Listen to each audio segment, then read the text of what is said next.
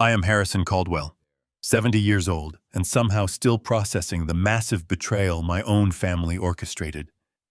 As a dedicated lead engineer, I provided them with a life of luxury while maintaining a quiet and steady existence for myself. Last Tuesday, they ambushed me in my cramped office to end it all. Between blueprints and spilled coffee, my wife dropped divorce papers on my desk, while my boss leaned against the doorframe, smirking. "You know, Harrison, you should just sign this and disappear quietly," he told me. "Pity only goes so far." I simply took out my pen and smiled. That day, I signed away my house and my retirement, fully aware I had just inherited $510 million and a controlling stake in the exact company my boss ran. Before I continue this story, let me know where you are watching from in the comments below. Hit like and subscribe if you have ever had to stand up to people who severely underestimated your worth. Working at Apex Dynamics meant decades of loyalty and hard work to the outside world. But inside that sprawling corporate building, a cold and ruthless calculation permeated every corner. My small engineering office with its fluorescent lights and worn-out chairs became my sanctuary and my prison. I had maintained stellar performance reviews and designed their top-selling products, yet I was always pushed aside by the newer, louder executives. It was exactly 10 in the morning when the fragile piece of my routine was shattered. I was hunched over my drafting table, double-checking the structural load calculations for a new manufacturing component. The heavy wooden door to my office did not just open. It was thrown violently against the wall. I looked up slowly, taking off my reading glasses. Standing in the doorway was Cynthia, my wife of 40 years. She wore a tailored designer coat that I had paid for just last month. Her hair was perfectly styled, but her face was twisted into a cold, hard sneer. The real shock, however, was the man standing right behind her like a bodyguard. It was Gregory Thorne. He was 48 years old, the newly appointed, incredibly arrogant chief executive officer of Apex Dynamics. He was the man who had spent the last 6 months aggressively cutting my department budget and making my daily life miserable. Gregory stood there with his arms crossed tightly over his custom Italian suit. A smug, condescending grin was plastered across his face. He looked at me not like an employee who had given his life to the company, but like a piece of trash he could finally throw away. Cynthia marched forward without a word of greeting. She slammed a thick manila envelope right onto the center of my blueprints, knocking over my morning coffee. The dark liquid pooled across the desk, ruining hours of meticulous work. "I want a divorce, Harrison," she announced. Her voice was piercing, loud enough for anyone walking down the hallway to hear. "I am completely done. I refuse to spend another day in a stagnant marriage with a man who has zero ambition and no future. These are the legal papers. My lawyer expedited them yesterday. I am taking the house. I am taking the cars. And I want 70% of your retirement fund. You are going to sign this document right now, or I will drag you through a humiliating court battle that will leave you with absolutely nothing to your name." I stared at the thick stack of papers. The word divorce was printed boldly in black ink at the top of the page. I looked up from the papers to Cynthia. Her eyes were empty, completely devoid of any warmth or memory of the 4 decades we had spent together. Then I looked at Gregory. He shifted his weight, his grin widening to show his perfectly white teeth. He was thoroughly enjoying this moment.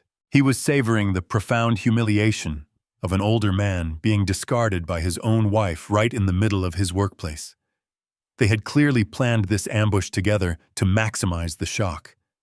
They wanted to break me. They expected me to beg to cry or to cause a pathetic scene. As Cynthia continued her loud tirade listing all my perceived failures, complaining about my lack of drive and my refusal to climb the corporate ladder. Her voice slowly faded into a dull background noise. I stopped listening to her insults. My mind detached from the chaotic office and drifted back to a highly secure covert phone call I had received exactly 48 hours prior. It was Sunday morning. I had been sitting on my back porch with a cup of coffee when my cell phone rang. The caller ID was restricted. A calm, deeply authoritative voice introduced himself as Victor Cross.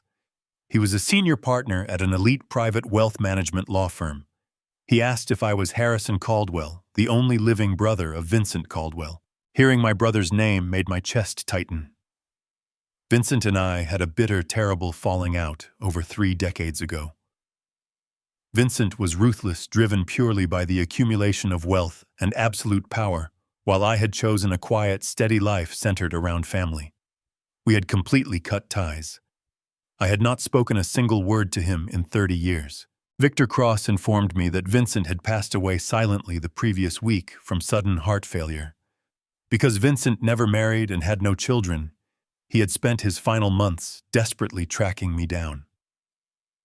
Victor told me that my brother had built a massive global financial empire, remaining a hidden billionaire, operating through a complex web of anonymous blind trusts. Then Victor delivered the words that completely altered my reality.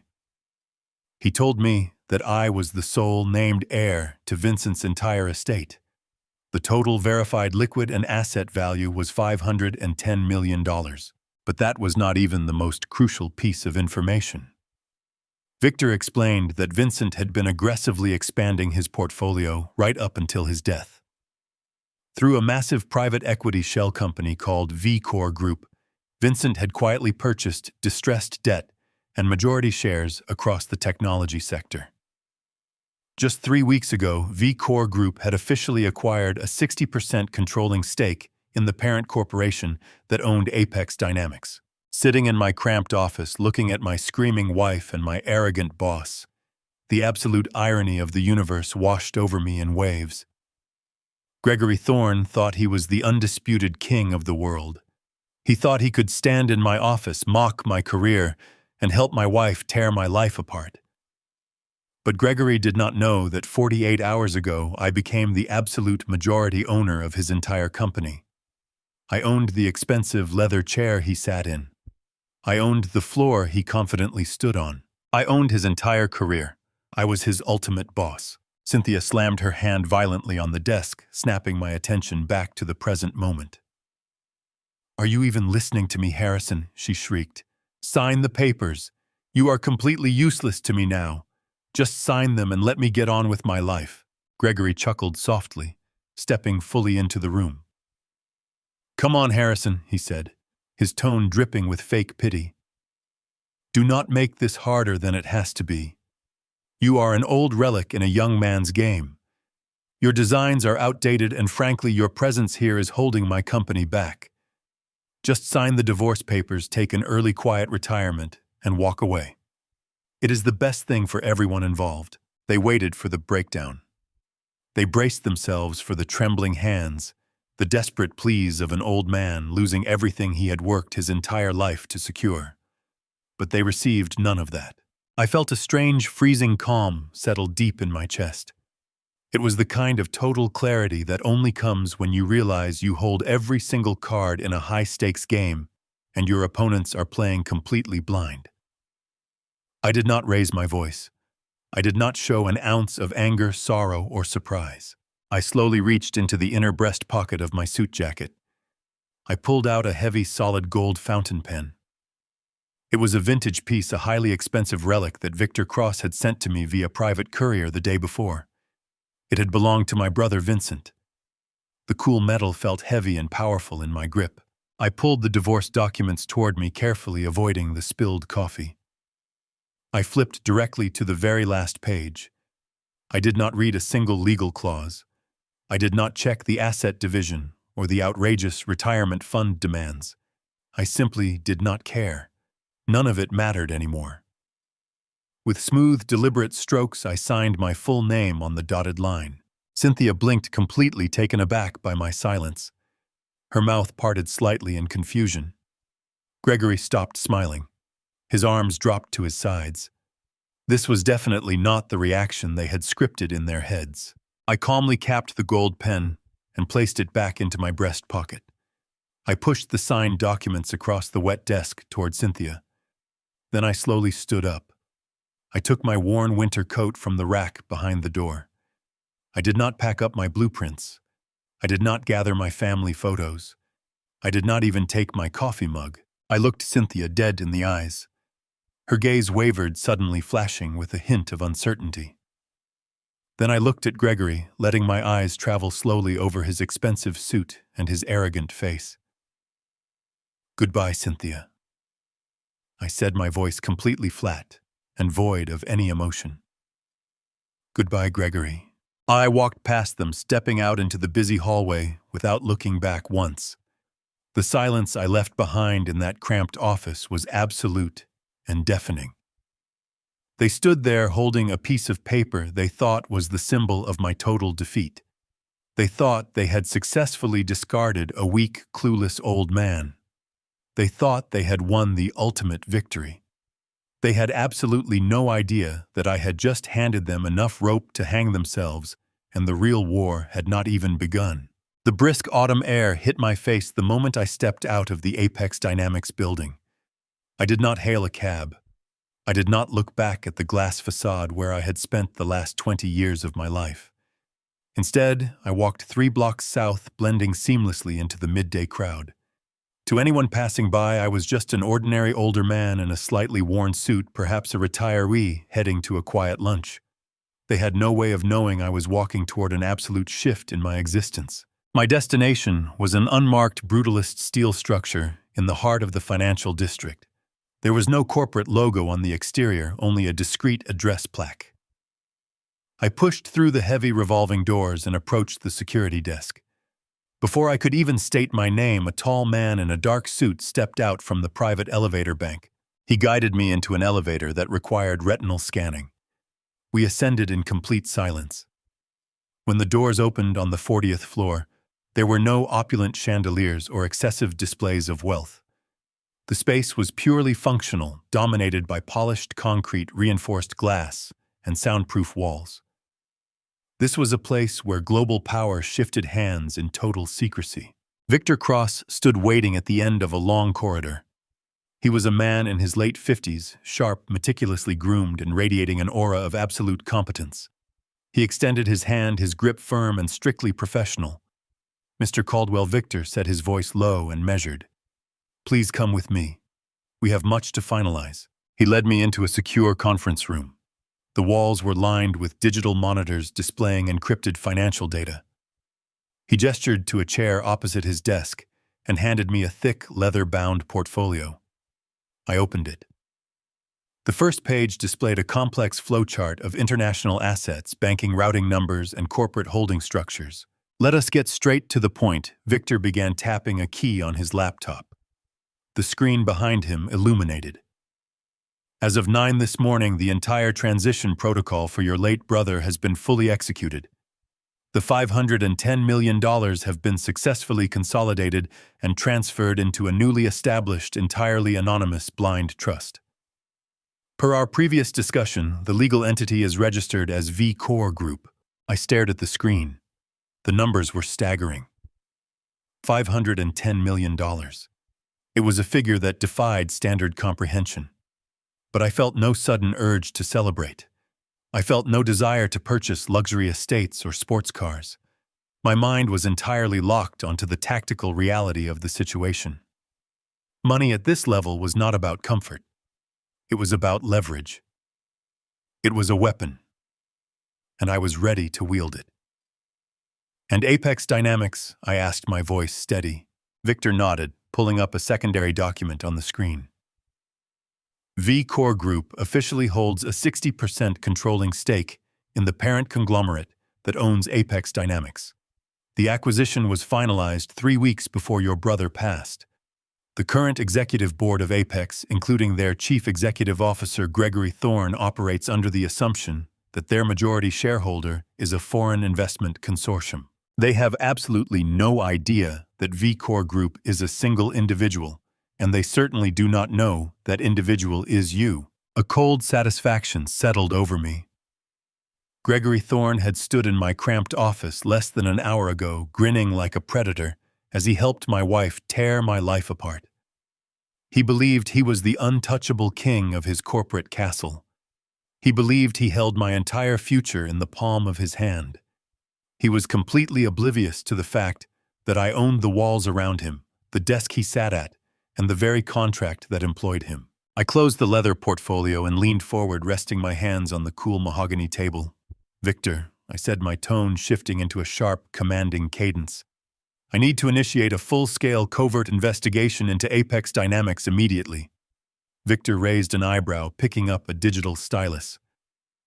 "What exactly are we looking for, Mr. Caldwell?" "I want a team of elite forensic accountants deployed by the end of the day," I instructed.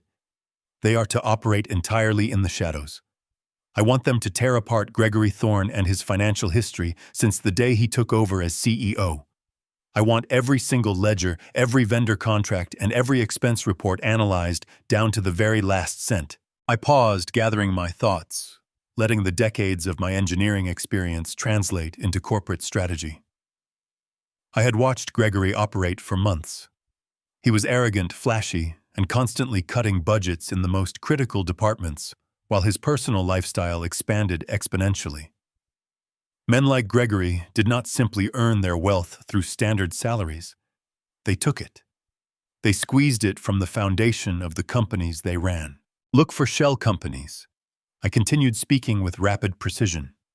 "Look for inflated consulting fees, offshore routing, and dummy vendor accounts."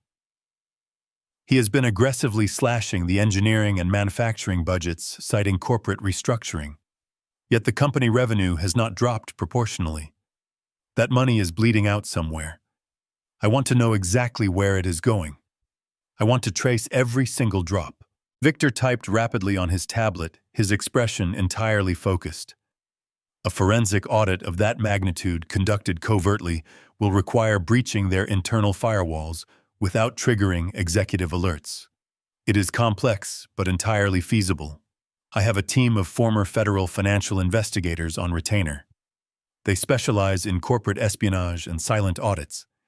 They can be inside the Apex servers by midnight tonight." "Do it," I commanded. "Money is no object. Pay them whatever it takes to secure undeniable ironclad proof. I want a complete dossier on every single financial move Gregory Thorne has made. And I want to know who his internal accomplices are. Men like him never operate completely alone. They always have a network of enablers. Find them all." "Consider it done," Victor said, locking eyes with me. "How much time do we have before you plan to reveal your position?" I leaned back in my chair, calculating the timeline. Cynthia had filed the divorce papers today. The legal processing time for division of assets was roughly 90 days. She would assume the process was moving forward smoothly. She would be fully believing she had secured a flawless victory. "We have exactly 90 days, I stated very coldly. 90 days to map his entire operation, secure the evidence, and prepare the legal framework for a hostile takeover. Until then, VCore Group remains a ghost. Gregory Thorne must continue to believe he is running the show. He must feel completely secure in his position. Arrogance breeds carelessness. Let him get comfortable. Let him think he has already won." Victor smiled slightly, slowly closing his silver laptop computer. "It is indeed a highly effective strategy, Mr. Harrison Caldwell. You are truly giving them the absolute unbroken illusion of total, unopposed, unyielding control. The transition from Victor Cross and the world of high finance to the gritty reality of my new cover story needed to be absolute. I left the towering glass and steel architecture of the financial district behind and took a bus to the industrial outskirts of the city. I needed to look exactly like the broken, discarded man my wife and my boss believed me to be. I found a dilapidated roadside motel that charged $40 a night.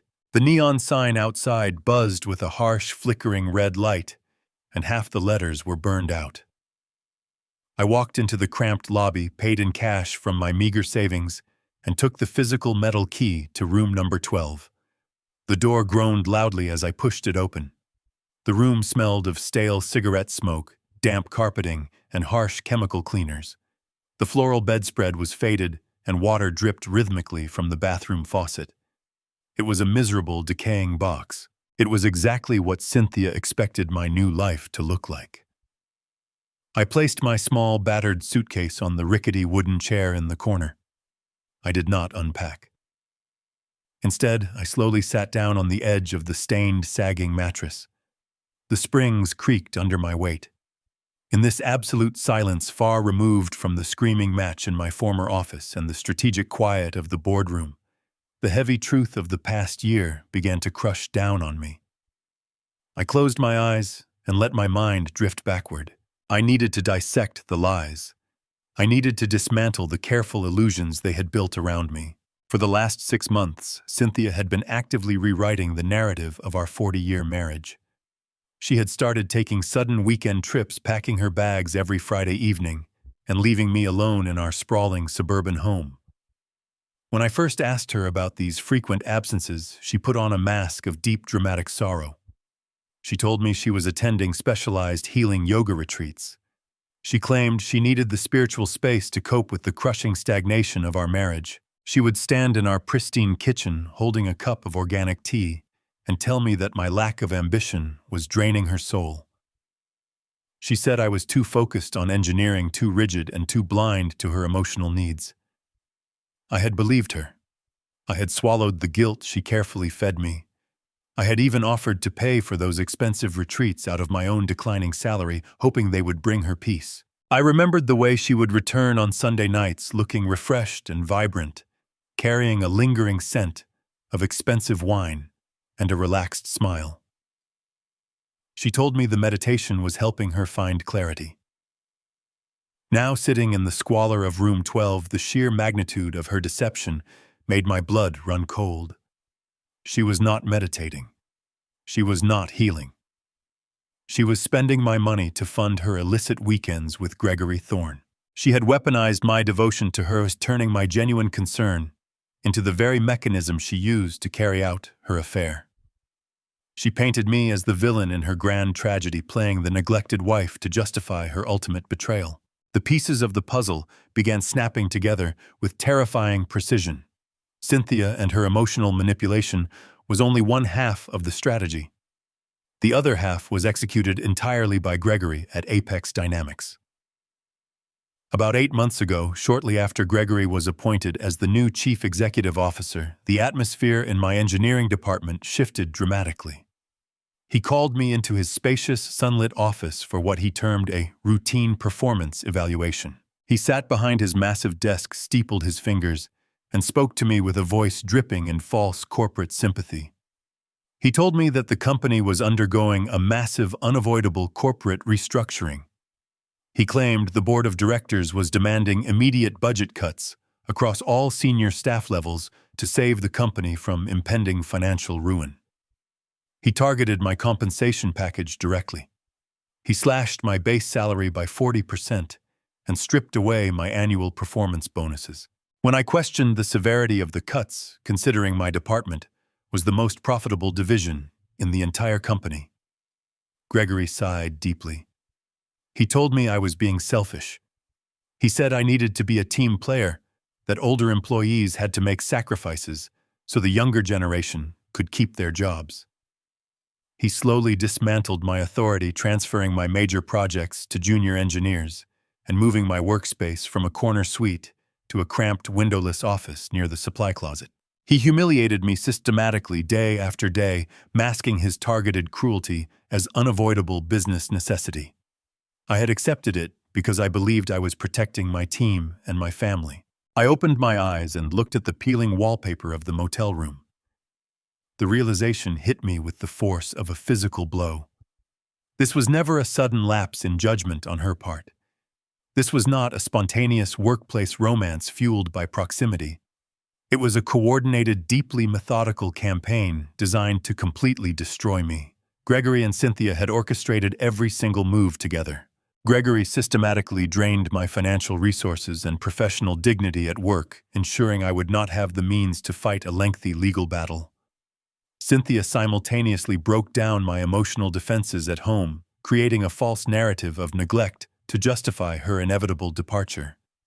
They wanted to strip me of my money, my pride, and my home, leaving me an impoverished, broken old man who would simply fade away into obscurity. They did not just want to end a marriage or force an early retirement. They wanted absolute annihilation. They wanted me to sign those divorce papers in a state of total panic and submission, accepting a life of poverty while they danced away with my hard-earned assets. They believed they had executed the perfect crime. They believed I was too naive, too trusting, and too weak to see the snare before it closed around my neck. I stood up from the creaking mattress and walked over to the small, grimy mirror hanging above the bathroom sink. I stared at my reflection. I saw the gray hair, the lines etched around my eyes by 40 years of relentless labor, the slight stoop in my shoulders. I looked exactly like the victim they had engineered me to be. But behind my eyes, the trusting husband and the loyal employee were entirely dead. In their place stood a man holding a $510 million hammer. I turned away from the mirror. I did not feel sorrow anymore. I did not feel heartbreak or despair. I felt a profound, calculating anticipation. They had spent the last year carefully digging a grave for me. Over the next 90 days, I was going to gladly watch them fall into it. I would ensure their absolute ruin. The silent war had officially begun, and I would not lose. I would finally teach them the true cost of their brutal and relentless greed. The next morning, I arrived at the courthouse precisely on time, wearing the same faded suit I had worn to my office the day Cynthia demanded a divorce. My posture was deliberately hunched, my steps slow and shuffling. I looked exactly like a man who had been completely broken by the weight of his failures. Inside the courtroom, Cynthia sat beside her expensive lawyer, dressed in a conservative but elegant gray dress. She was playing the part of the long-suffering, emotionally exhausted wife to absolute perfection. She dabbed at the corners of her dry eyes with a tissue, whispering quietly to her attorney. Gregory was not in the room. He was smart enough to remain entirely out of the official legal proceedings. Derek, however, sat in the gallery right behind his mother, shooting me looks of profound disappointment and pity whenever the judge glanced in his direction. The proceedings began, and the judge, an older woman with a stern but sympathetic face, looked down at me from the bench. She asked my assigned public defender if we were prepared to contest the asset division. My lawyer, who knew absolutely nothing about V-Core Group or the $510 million, leaned toward the microphone and stated that his client was completely overwhelmed and wished to surrender all claims to expedite the process. I stood up slowly, gripping the edge of the wooden table to simulate a slight tremor in my hands. I spoke in a quiet, defeated voice. I told the judge that I did not want to fight anymore.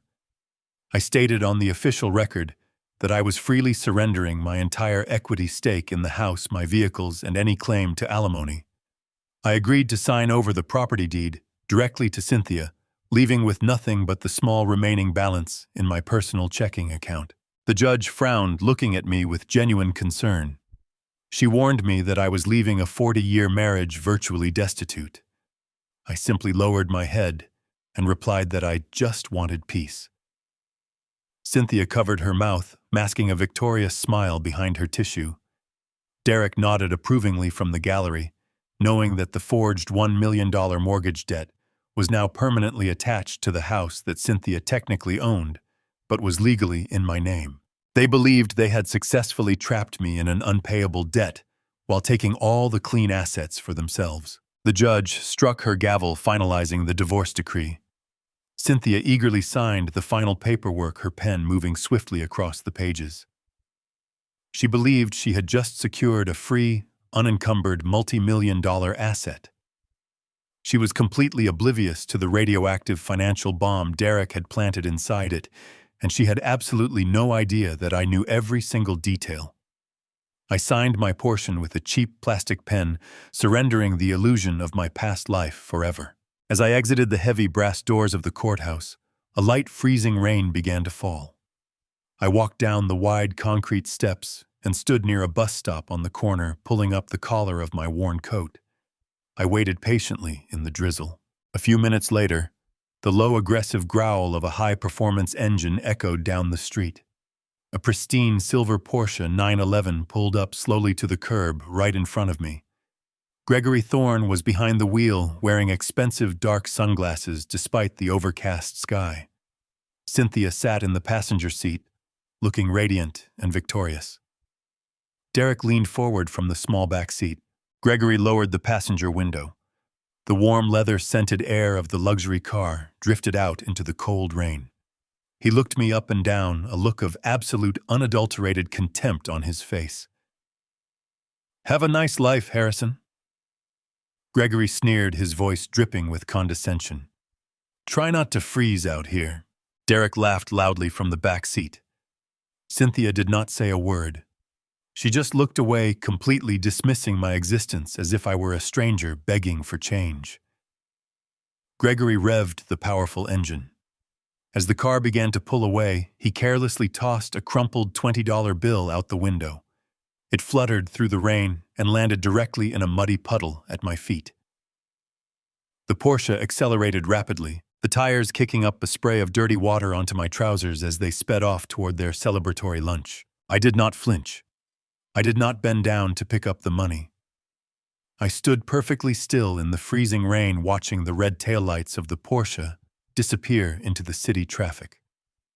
I slowly reached into the inner pocket of my wet coat and pulled out my smartphone. I dialed a highly encrypted private number. It was answered on the first ring. "Victor." I said, my voice completely devoid of the weakness I had just portrayed in the courtroom. "I am here, Mr. Caldwell."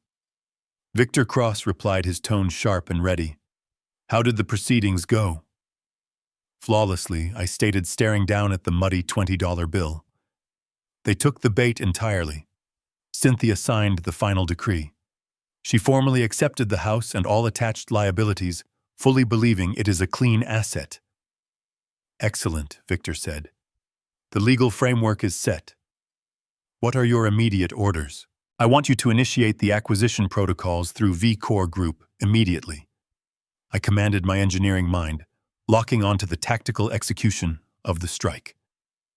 "I want our financial team to contact the private lending institution Derek Caldwell used to secure that illicit mortgage. Buy that specific $1 million debt portfolio today. Pay whatever premium is necessary to secure it. I want V-Core Group to own the exclusive rights to that mortgage, and I want you to prepare the immediate foreclosure documentation citing fraudulent application data." "Consider it done," Victor replied smoothly. "The debt will be transferred to our holding accounts by close of business today." "What about Apex Dynamics?" "Prepare the hostile takeover documentation." I instructed, my eyes sweeping across the towering skyline of the financial district. "Compile the forensic audit detailing Gregory Thorne's embezzlement, the offshore shell accounts, and his strategy to bankrupt the company. Coordinate directly with your contacts at the Federal Financial Crimes Division. I want the FBI briefed and ready to move on my command." "Understood," Victor said. "The final trap is armed. When do we spring it?" "The quarterly board of directors meeting is scheduled for next Friday," I replied. "Gregory plans to solidify his absolute control. We will let him climb to the very top of his podium. We strike on Friday." I ended the call and slipped the phone back into my pocket. The cold rain continued to fall, but I did not feel the chill. I turned away from the bus stop and walked 2 blocks to a waiting unmarked town car that Victor had arranged for me. The driver opened the door, and I slid into the heated, quiet interior. For the next week, I operated in total silence. I moved out of the squalid motel and into a secure luxury penthouse suite managed by the Blind Trust. I spent my days reviewing the massive ironclad dossiers Victor's team had compiled. Every illegal wire transfer, every forged signature Derek had submitted, every hidden account Gregory controlled, was meticulously documented, cross-referenced, and bound in heavy leather portfolios. On Thursday afternoon, I visited an exclusive appointment only Taylor on Savile Row. I discarded the worn, pathetic suits I had worn for the past year. I was expertly measured and fitted for a bespoke charcoal gray suit woven from the finest Italian wool. I selected a crisp, brilliant white shirt and a deep crimson silk tie. When I looked in the 3-way mirror, the tired, defeated engineer was completely gone. The man staring back was the chairman of a multi-million-dollar empire, a man who commanded absolute authority and possessed the means to destroy anyone who crossed him. Friday morning arrived with brilliant, blinding sunlight. The glass and steel towers of the financial district gleamed like polished weapons against the clear blue sky. I stood in front of the floor-to-ceiling windows of my temporary penthouse, securing the gold fountain pen in my inner pocket. The chessboard was set. The pieces were locked in position. It was exactly 9:30 in the morning when the black Maybach pulled up to the curb. Victor Cross sat in the back holding the heavy leather dossiers. I stepped into the vehicle, the door closing with a solid, heavy thud. We drove smoothly through the city, heading directly toward the towering headquarters of Apex Dynamics. The final calculation was complete. It was time to execute the collapse. The heavy gray clouds over the city finally broke, unleashing a steady, freezing downpour as I sat in the corner booth of a rundown diner on the industrial edge of town. The vinyl seat beneath me was cracked and held together by faded strips of tape. The smell of burnt coffee and old frying oil hung thick in the damp air. I wrapped both hands around my ceramic mug, letting the meager heat seep into my cold fingers. I had deliberately chosen this depressing, isolated location. It was the perfect backdrop for the pathetic, defeated persona I needed to project. As I watched the rain streak down the grimy windowpane, my mind kept drifting back to the brief secret visit I had made to my former home the previous afternoon. I had gone under the pretense of retrieving my old engineering toolboxes from the garage.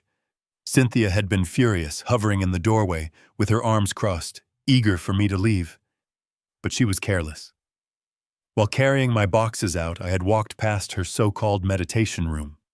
Her canvas yoga bag was unzipped, and the unmistakable heavy stench of a cheap, musky men's cologne hit my senses. It was the exact brand Gregory Thorne wore to the office. The final, undeniable confirmation had come when I remembered the watch. During the humiliating ambush in my office, Gregory had confidently checked the time on a limited edition Patek Philippe. It was the precise model Cynthia had purchased on my primary credit card a month prior, claiming it was a lavish retirement gift for her former boss. The deception was complete and utter. My wife and my employer had made me an absolute fool. But the true agony of my situation was not about them anymore. The ultimate test of my shattered life was walking through the diner doors at this exact moment. The bell above the entrance chimed sharply. My son Derek stepped out of the rain and into the dim fluorescent light of the diner. He was 42 years old, impeccably groomed, and radiating an air of arrogant impatience. He wore a tailored charcoal gray suit that hugged his shoulders, perfectly shielded by a high-end, water-resistant trench coat. He paused near the entrance, looking around the greasy establishment with visible, undisguised disgust. He did not bother to shake off the rain. He simply spotted me in the corner booth, sighed heavily, and marched over. As he slid into the booth across from me, I immediately noticed his footwear. He was wearing custom-made Italian leather loafers. I knew the brand. They cost upward of $3,000 a pair. He crossed his legs, ensuring the expensive leather was safely away from the sticky floor. He did not take off his coat. He did not ask how I was doing. He simply placed his designer briefcase on the table and checked his smartphone. "Make it quick, Dad," Derek said, his voice clipped and highly professional, as if he were speaking to a low-level vendor. "I have a major strategy meeting in 45 minutes, and this place is completely out of my way." I forced my shoulders to slump. I lowered my gaze to the table, adopting the broken, trembling posture of a man who had lost everything. I took a slow, deep breath, preparing to deliver the desperate plea I had rehearsed all morning. "Derek," I said, allowing my voice to sound raspy and weak, "I am completely out of options. The divorce lawyers have frozen my primary accounts." Cynthia took the cars. "The roadside motel I am staying in is draining the very last of my emergency cash. It is not a safe place, son. There are sirens all night, and the lock on my door is broken." Derek did not look up from his screen. He swiped his thumb across his phone, completely detached from the profound misery I was projecting. I waited for a flicker of sympathy, a momentary lapse in his cold facade. There was nothing. I found a small, cheap studio apartment in the garment district. I continued leaning slightly closer across the table. "The landlord is willing to bypass the credit check, but he needs the first and last month of rent up front. It is a total of $2,000. I just need a small temporary loan, Derek. Just enough to get me off the street and into a secure room. I promise I will pay you back the moment I can access my pension. You are my son. I have nowhere else to turn. Derek finally locked his phone and placed it face down on the table. He leaned back against the cracked vinyl, looking at me with a mixture of pity and intense irritation. He let out a long, dramatic sigh, rubbing the bridge of his nose as if I were a massive, unbearable burden he was forced to manage. Dad, you have to be realistic here. Derek began, his tone patronizing and incredibly cold. The economy is incredibly tough right now. The market is volatile, and my personal investment portfolio took a significant hit last quarter. I have my own expenses to worry about. Maintaining my lifestyle is not cheap, and I simply do not have $2,000 of liquid cash to just hand over to you. I stared at him. I looked directly at the $3,000 Italian loafers resting beneath the table. I looked at the $500 silk tie knotted perfectly at his throat. He was a senior executive earning over $250,000 a year. $2,000 was absolute pocket change to him. It was the price of his weekend bar tabs. Yet he sat there looking his elderly father in the eye and flatly refused to provide him with basic shelter. You have to understand, Dad. You brought this entirely on yourself. Derek continued, his voice growing sharper, more accusatory. You stagnated. You spent 40 years at Apex Dynamics sitting at a drafting table while everyone else moved up. You refused to play the corporate game. You refused to secure your future. You cannot expect me to bail you out now because of your own lack of ambition. The cruelty in his words was staggering. I had paid for his elite private schooling. I had paid his entire university tuition in full, so he would graduate without a single cent of debt. I had funded the down payment for his first luxury home. I had sacrificed my own career advancement, choosing stable, predictable engineering roles, precisely so I could always be present for his childhood. And now he was using my lifelong sacrifice as the very reason to justify abandoning me to the streets. Before I could process the absolute death of my fatherly love, Derek unlatched his designer briefcase. He pulled out a thick manila folder and pushed it aggressively across the sticky table toward me. He unclipped a silver pen from his pocket and placed it directly on top of the documents. I am not here to lend you money, Dad. Derek stated, leaning forward, his eyes suddenly hungry and intensely focused. I am here because you are dragging your feet on the property division. Mom is suffering. Her mental well-being is hanging by an absolute thread because you are being stubborn. The judge granted the divorce, but the title company requires your physical signature on this specific waiver to completely release the deed of the house into her sole possession. I looked down at the legal document. It was a total relinquishment of all equity property rights and future claims regarding the marital estate. I looked back up at my son. His eyes were wide, practically burning with a desperate, impatient greed. In that solitary moment, listening to the rain hammer against the diner window, a terrifying epiphany crashed over me. Derek was not just taking his mother's side out of misplaced loyalty. He was far too invested. He was far too desperate for me to sign away the house. The realization struck me with absolute horrifying clarity. My son was an active, willing participant in my destruction. He was deeply entangled in whatever financial web Gregory and Cynthia had spun. He needed me to sign away the house because he had a massive personal financial stake in the outcome. My own flesh and blood was helping to strip the meat from my bones. The last lingering trace of paternal hesitation evaporated from my soul. The man sitting across from me was no longer my son. He was a corporate predator, an accomplice to my ruin, and an enemy who needed to be utterly dismantled.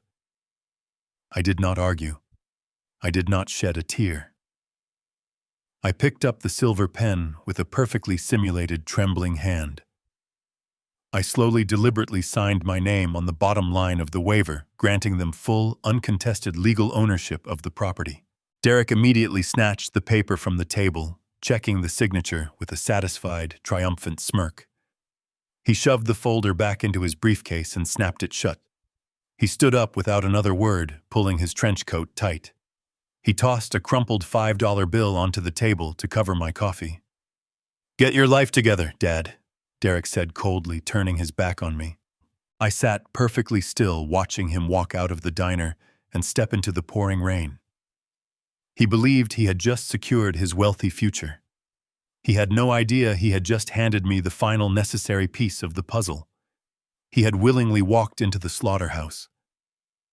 I took a sip of the bitter cold coffee. The trap was completely set, and I was ready to bring the entire empire down on their heads. The drive from the greasy diner back to the quiet streets of my former neighborhood felt like traveling between two completely different dimensions. I rode in a nondescript yellow cab, watching the manicured lawns and stone-front colonial homes roll past the rain-streaked glass. This was the affluent enclave I had spent 40 years financing with my sweat and engineering expertise. Every brick of the massive 4-bedroom house sitting at the cul-de-sac represented a sacrifice I had willingly made for a family that had just signed my eviction from their lives. The taxi pulled up a few houses down, and I instructed the driver to wait. I adjusted the worn collar of my old coat, took a deep breath, and stepped out into the damp afternoon air. I let my knees buckle as I walked up the driveway, ensuring Cynthia saw a defeated, trembling senior citizen. I did not use my key. Instead, I pressed the brass doorbell, listening to the familiar chimes echo inside the foyer. It took an agonizingly long time before the heavy oak front door swung open. Cynthia stood right there in the entryway. She was holding a half-empty glass of white wine, her expression instantly hardening into a wall of cold irritation. She did not open the screen door. She looked through the mesh wire at me as if I were a stray animal invading her pristine property. "What are you doing here, Harrison?" she demanded, her voice cutting through the quiet suburban afternoon. "The settlement was finalized at the courthouse. You signed the waivers. You have absolutely no legal right to step onto this property anymore. If you are here to beg for money or complain about your motel room, I will call the police immediately." I forced my jaw to tremble, letting my voice drop to a weak, pathetic whisper. "I am not here to cause trouble, Cynthia," I stammered, wrapping my arms tightly around my chest, as if shivering from the cold. I just realized I left my heavy winter coats in the cedar closet upstairs. The temperature is dropping tonight, and the heating in that motel is barely functioning. I just need to grab my clothing, and I will be gone forever. I promise you that. Cynthia stared at me, her eyes tracking the worn fabric of my sleeves and my scuffed shoes. She let out a sharp, disgusted breath, unlatching the screen door with a violent click. "Fine," she snapped, turning her back on me and walking toward the kitchen. "You have exactly 5 minutes to get your things. Do not touch anything else. I am counting down the seconds, Harrison." I stepped into the quiet warmth of the foyer, the door clicking shut behind me. The house smelled of expensive vanilla candles and fresh paint. The subtle signs of a woman preparing to welcome a new occupant into the space we had shared for decades. I heard the distant clinking of dishes from the kitchen, confirming Cynthia had returned to her wine and her hidden conversations. My frail, sluggish demeanor vanished the absolute instant she turned the corner.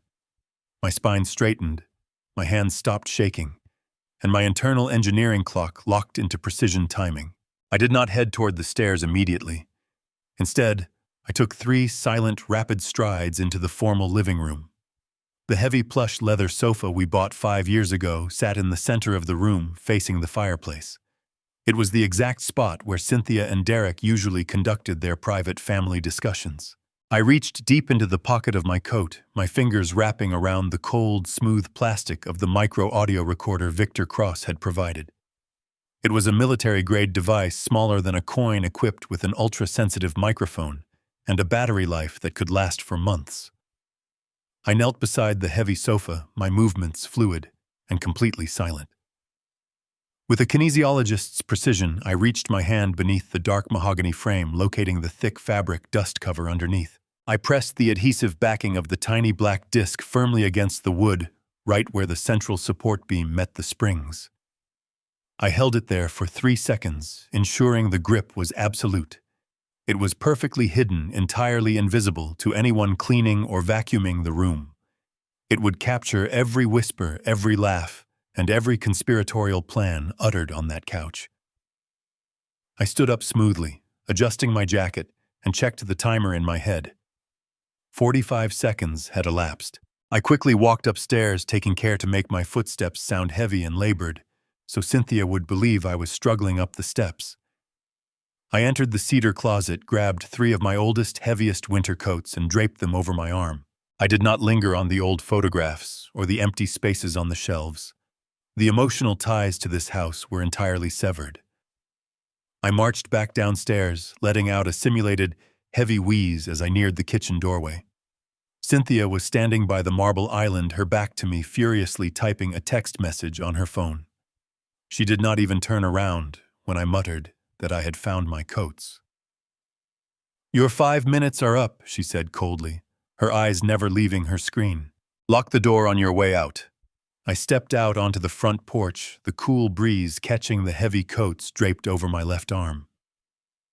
The afternoon rain had slowed to a light misting drizzle, leaving the concrete driveway slick and dark. Cynthia's luxury electronic SUV was parked directly in front of the garage, its polished black paint gleaming under the overcast sky.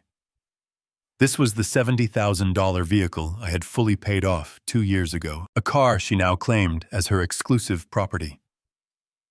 I walked down the driveway, purposely letting one of my heavy coats slip from my arm.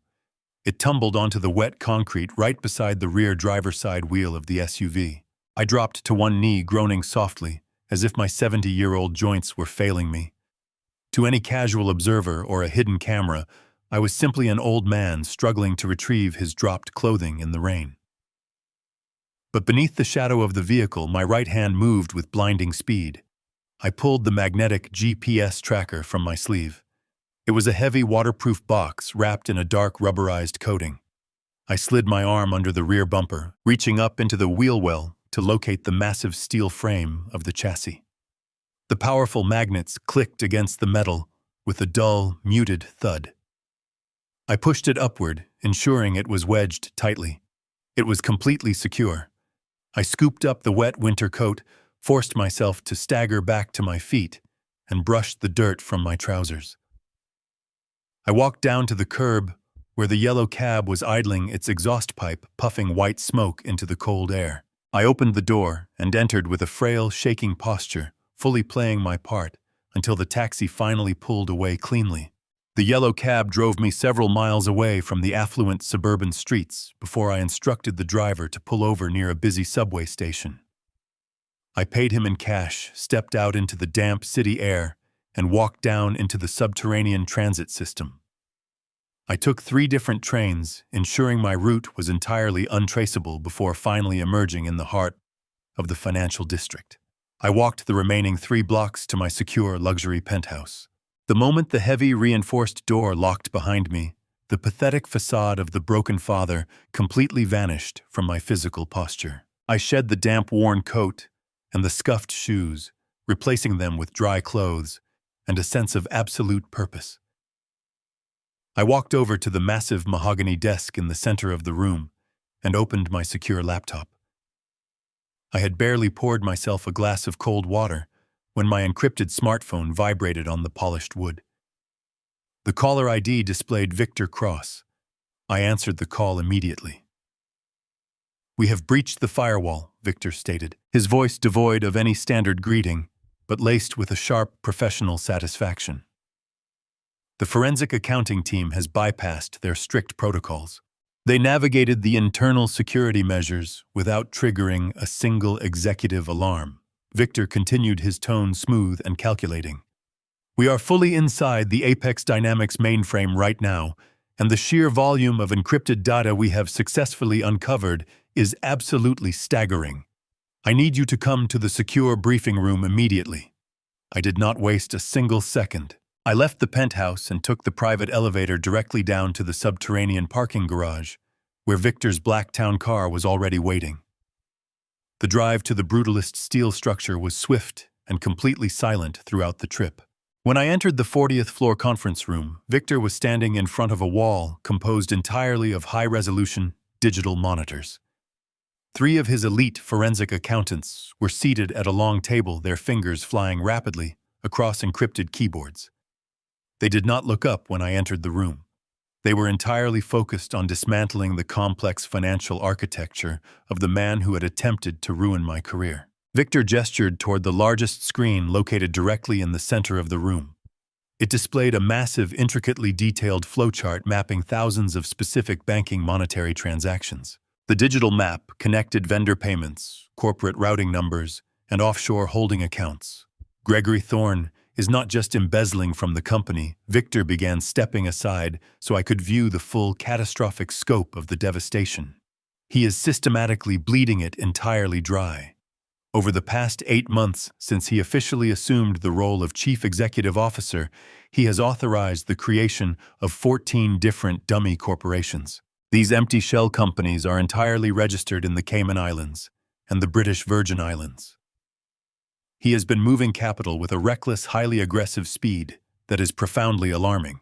I stepped closer to the screen, my trained engineering eyes easily deciphering the complex flow of stolen capital. Gregory was executing a classic, highly aggressive corporate bleed-out. He was intentionally inflating the operational budgets of the most critical manufacturing departments. He then routed those massive excess funds to these fictitious external vendors for consulting services that were never actually rendered. The dummy corporations would then funnel the clean, untraceable cash directly into his private offshore accounts. But the direct embezzlement was only the first initial phase of his overarching strategy. The secondary phase was far more destructive and insidious. "Look at the quarterly projections," I said, pointing to a severe downward trend line illuminated on the secondary monitor. "He is intentionally driving the stock price into the ground." Victor nodded, his expression grim and highly calculating. "Precisely. He is manipulating the corporate earnings reports to make Apex Dynamics appear fundamentally insolvent. He is intentionally creating a massive financial panic among the board of directors and the minority shareholders. Once the company reaches the absolute brink of total bankruptcy, a private equity firm he secretly controls is going to step in and offer a complete corporate buyout immediately, without hesitation. He plans to purchase the entire conglomerate for absolute pennies on the dollar," Victor explained. "He will then strip the company of its most valuable engineering patents, liquidate the remaining physical assets, and walk away with billions." I stared at the staggering, undeniable numbers flashing across the screen. Gregory was going to willfully destroy thousands of loyal employees' livelihoods just to selfishly line his own pockets. I had the legal ammunition to destroy his career right this very second. I could hand this entire detailed dossier to the federal authorities and watch him be arrested before midnight officially arrived tonight. But then a specific name caught my eye on the lower transaction ledger. I froze. My blood turned to absolute ice in my veins. "Pull up that secondary routing authorizations on the third dummy corporation," I commanded, my voice dropping to a dangerous, lethal whisper. The lead accountant tapped a few keys, instantly expanding the targeted document on the main screen. There, staring back at me in high definition, was the digital signature of the independent financial consultant who had authorized the transfer of $3 million into his offshore account. The name on the digital document was crystal clear: Derek Caldwell, my own son, my flesh and blood. The horrific reality of the situation locked into place with a sickening, heavy thud inside my chest. Derek was not just a greedy son trying to steal a house from his elderly father. He was the primary corporate financial architect. Derek was actively laundering the stolen money for the man who was sleeping with his mother. The family rot was total, absolute, and utterly irredeemable. They were all in this together. They were a unified, toxic syndicate functioning perfectly to ensure my total destruction and their own ultimate illegal financial enrichment. I placed my hands flat against the cool surface of the conference table, letting the magnitude of the betrayal wash over me. "Do we have enough concrete evidence to link Derek directly to the embezzlement scheme?" I asked Victor, my tone completely devoid of any paternal warmth. "We have his digital footprint on over $12 million in illicit transfers," Victor confirmed smoothly. "He is legally exposed.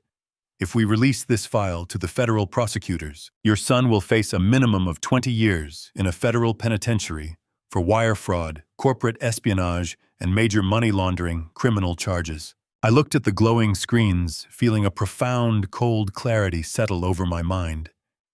They had all participated in my execution. I would not spare a single one of them. "Do not alert the authorities yet," I instructed Victor, turning away from the monitors. "I have the bullet to end Gregory right now, but I want all of them standing perfectly in the crosshairs when I finally pull the trigger. Keep monitoring their communications. Let them believe their plan is functioning flawlessly. When the corporate board meets on Friday, the entire Caldwell family is going to burn completely together." The days leading up to the final confrontation required an agonizing level of patience. It was Friday evening, exactly 1 week before the scheduled board of directors meeting, where Gregory Thorne planned to execute his final corporate slaughter. I sat alone in the dim light of my secure penthouse, the sprawling city skyline glittering outside the floor-to-ceiling windows. The silence in the room was absolute, broken only by the soft, rhythmic hum of the ventilation system. My encrypted smartphone rested on the polished mahogany desk in front of me, its screen glowing with a faint blue light. I reached out and tapped the tracking application Victor Cross had installed. A highly detailed digital map of the city materialized, zooming in rapidly on a single blinking red dot. Cynthia had left our former suburban home 3 hours ago. She had sent me a brief, emotionally vacant text message earlier that afternoon, claiming she was departing for yet another intensive, weekend-long healing yoga retreat in the mountains. She explicitly requested that I not contact her under any circumstances, stating she needed absolute isolation to process the heavy emotional trauma of our finalized divorce. I stared at the blinking red dot on the screen. The digital marker was not located anywhere near the serene wooded mountains of the upstate retreats. It was entirely stationary, pinging a continuous, unmoving signal from the deepest level of a private, high-security underground parking garage. The address was completely unmistakable. It was an ultra-exclusive multi-million-dollar residential skyscraper located in the absolute center of the downtown financial district. It was the exact building where Gregory Thorne owned a lavish 2-story penthouse suite. A cold, mechanical calm washed over me. I did not feel the sudden burning sting of heartbreak. The emotional center of my chest had been cauterized completely shut.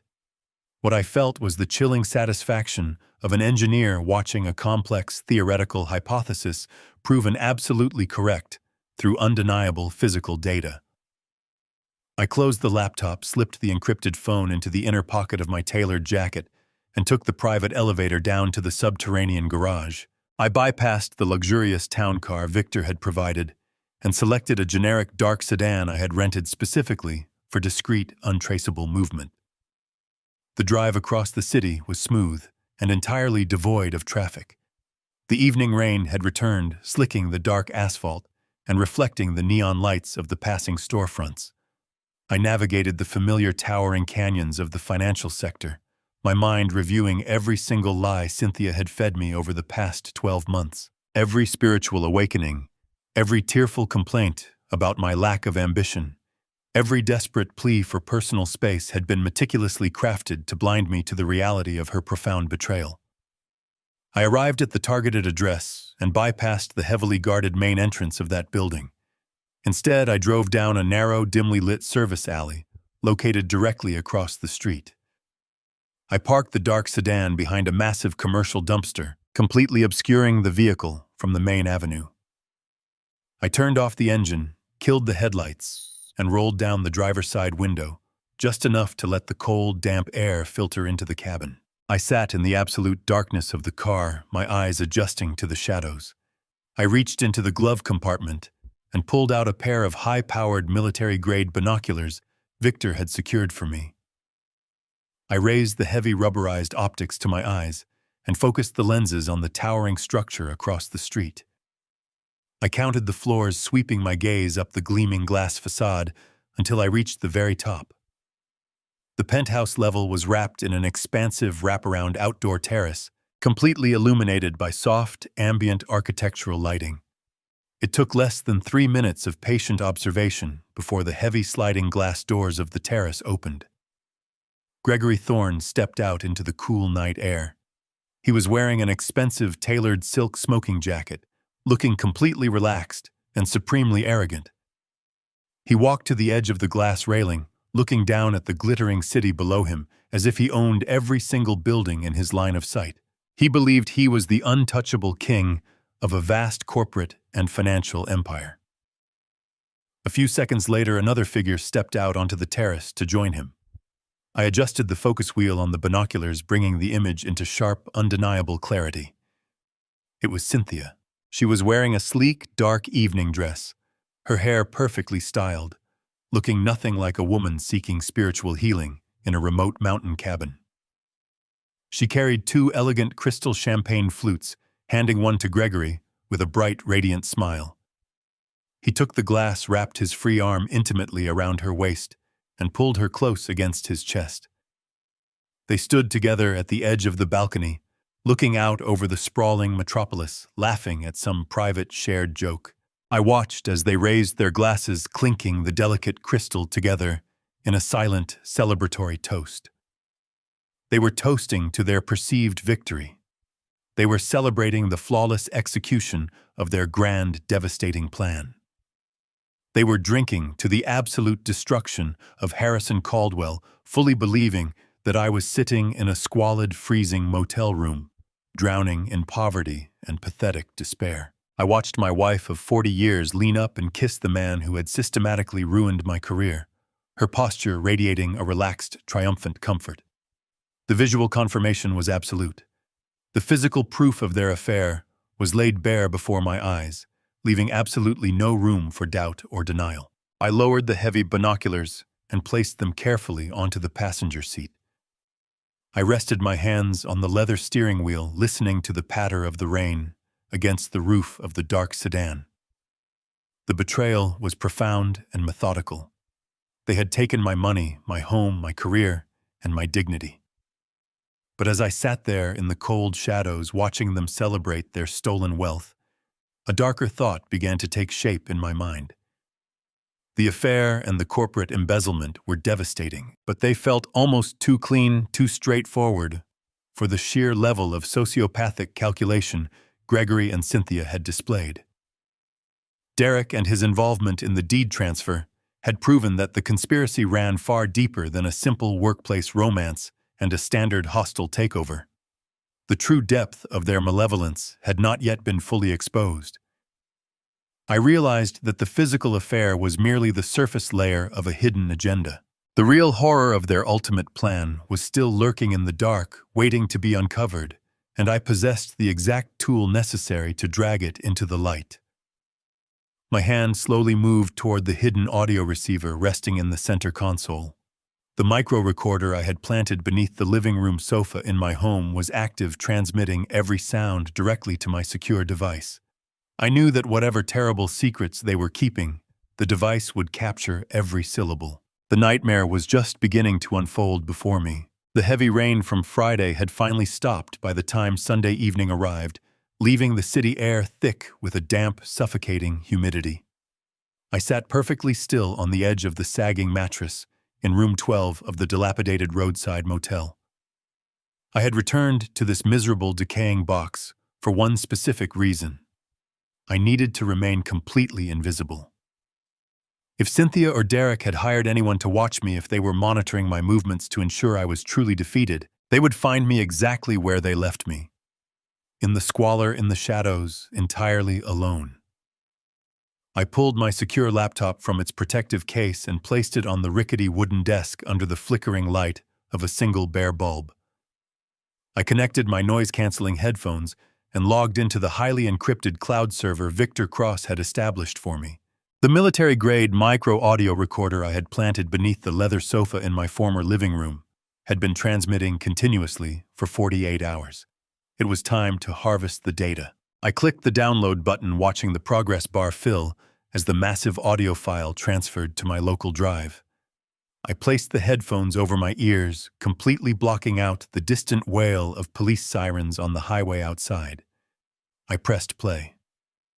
At first, there was only the faint ambient static of an empty room. Then I heard the unmistakable sound of the heavy mahogany front door opening and closing. I recognized the sharp, rhythmic clicking of Cynthia's expensive designer heels against the hardwood floor of the foyer. A second set of footsteps followed, heavier and far more confident. It was Gregory Thorne.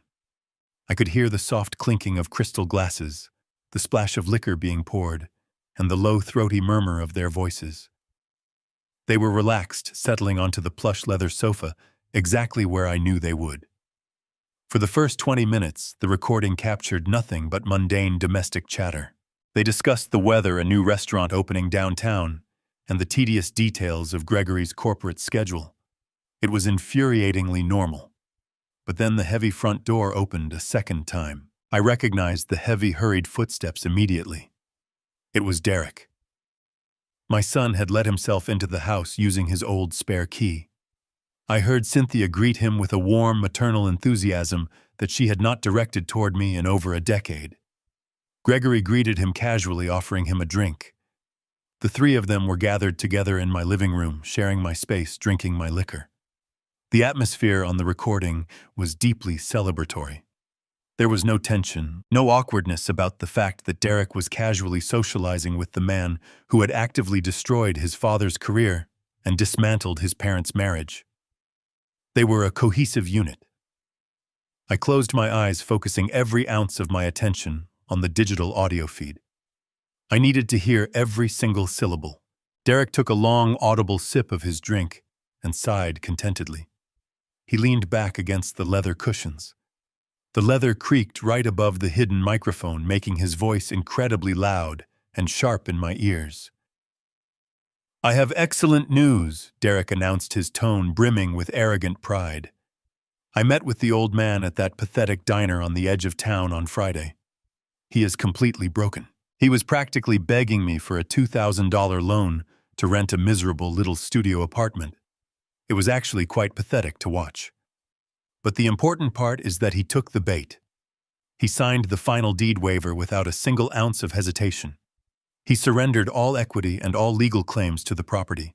Cynthia let out a soft, relieved laugh. "Thank God," she murmured. "I was terrified he was going to hire a competent lawyer and demand a forensic accounting of the marital assets."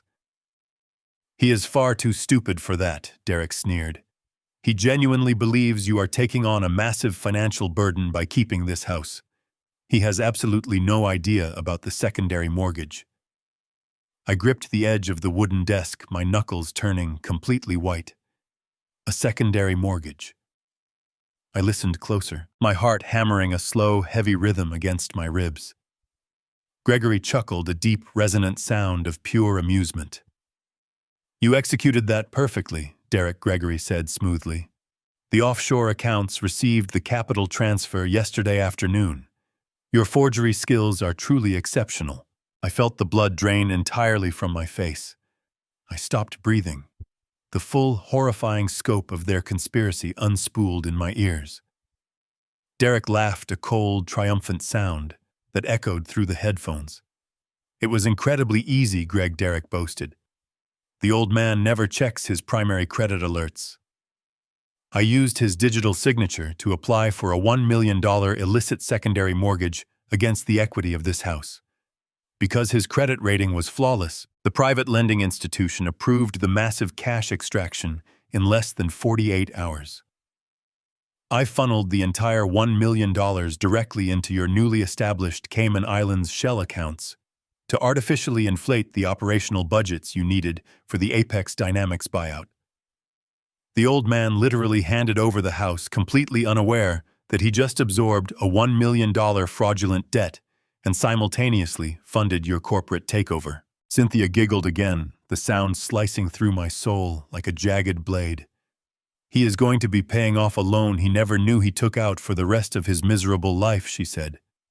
"And the best part is he still thinks I am the victim in all of this." They raised their glasses. I could hear the sharp, clear ring of the crystal toasting their flawless victory. I paused the recording. I pulled the headphones down, letting them rest around my neck.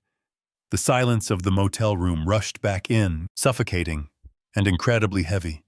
I sat perfectly still, staring at the peeling wallpaper, my mind attempting to process the absolute bottomless depth of the cruelty I had just witnessed. My own son had not just abandoned me in my perceived hour of desperate need. He had not just turned a blind eye to his mother's infidelity. Derek had actively, maliciously forged my legal signature to steal $1 million of my hard-earned equity. He had deliberately saddled me with an impossible, fraudulent debt. And the most sickening, horrifying realization of all was the destination of that stolen money. My son had robbed me blind, specifically to finance the man who was sleeping with his mother. Derek had funded Gregory Thorne's illegal corporate embezzlement scheme using the very walls that had sheltered him throughout his entire childhood. The moral bankruptcy was so profound, so entirely complete, that it defied all rational comprehension. They were not just greedy. They were sociopathic predators who derived genuine, sickening pleasure from my total destruction. I reached out and closed the laptop.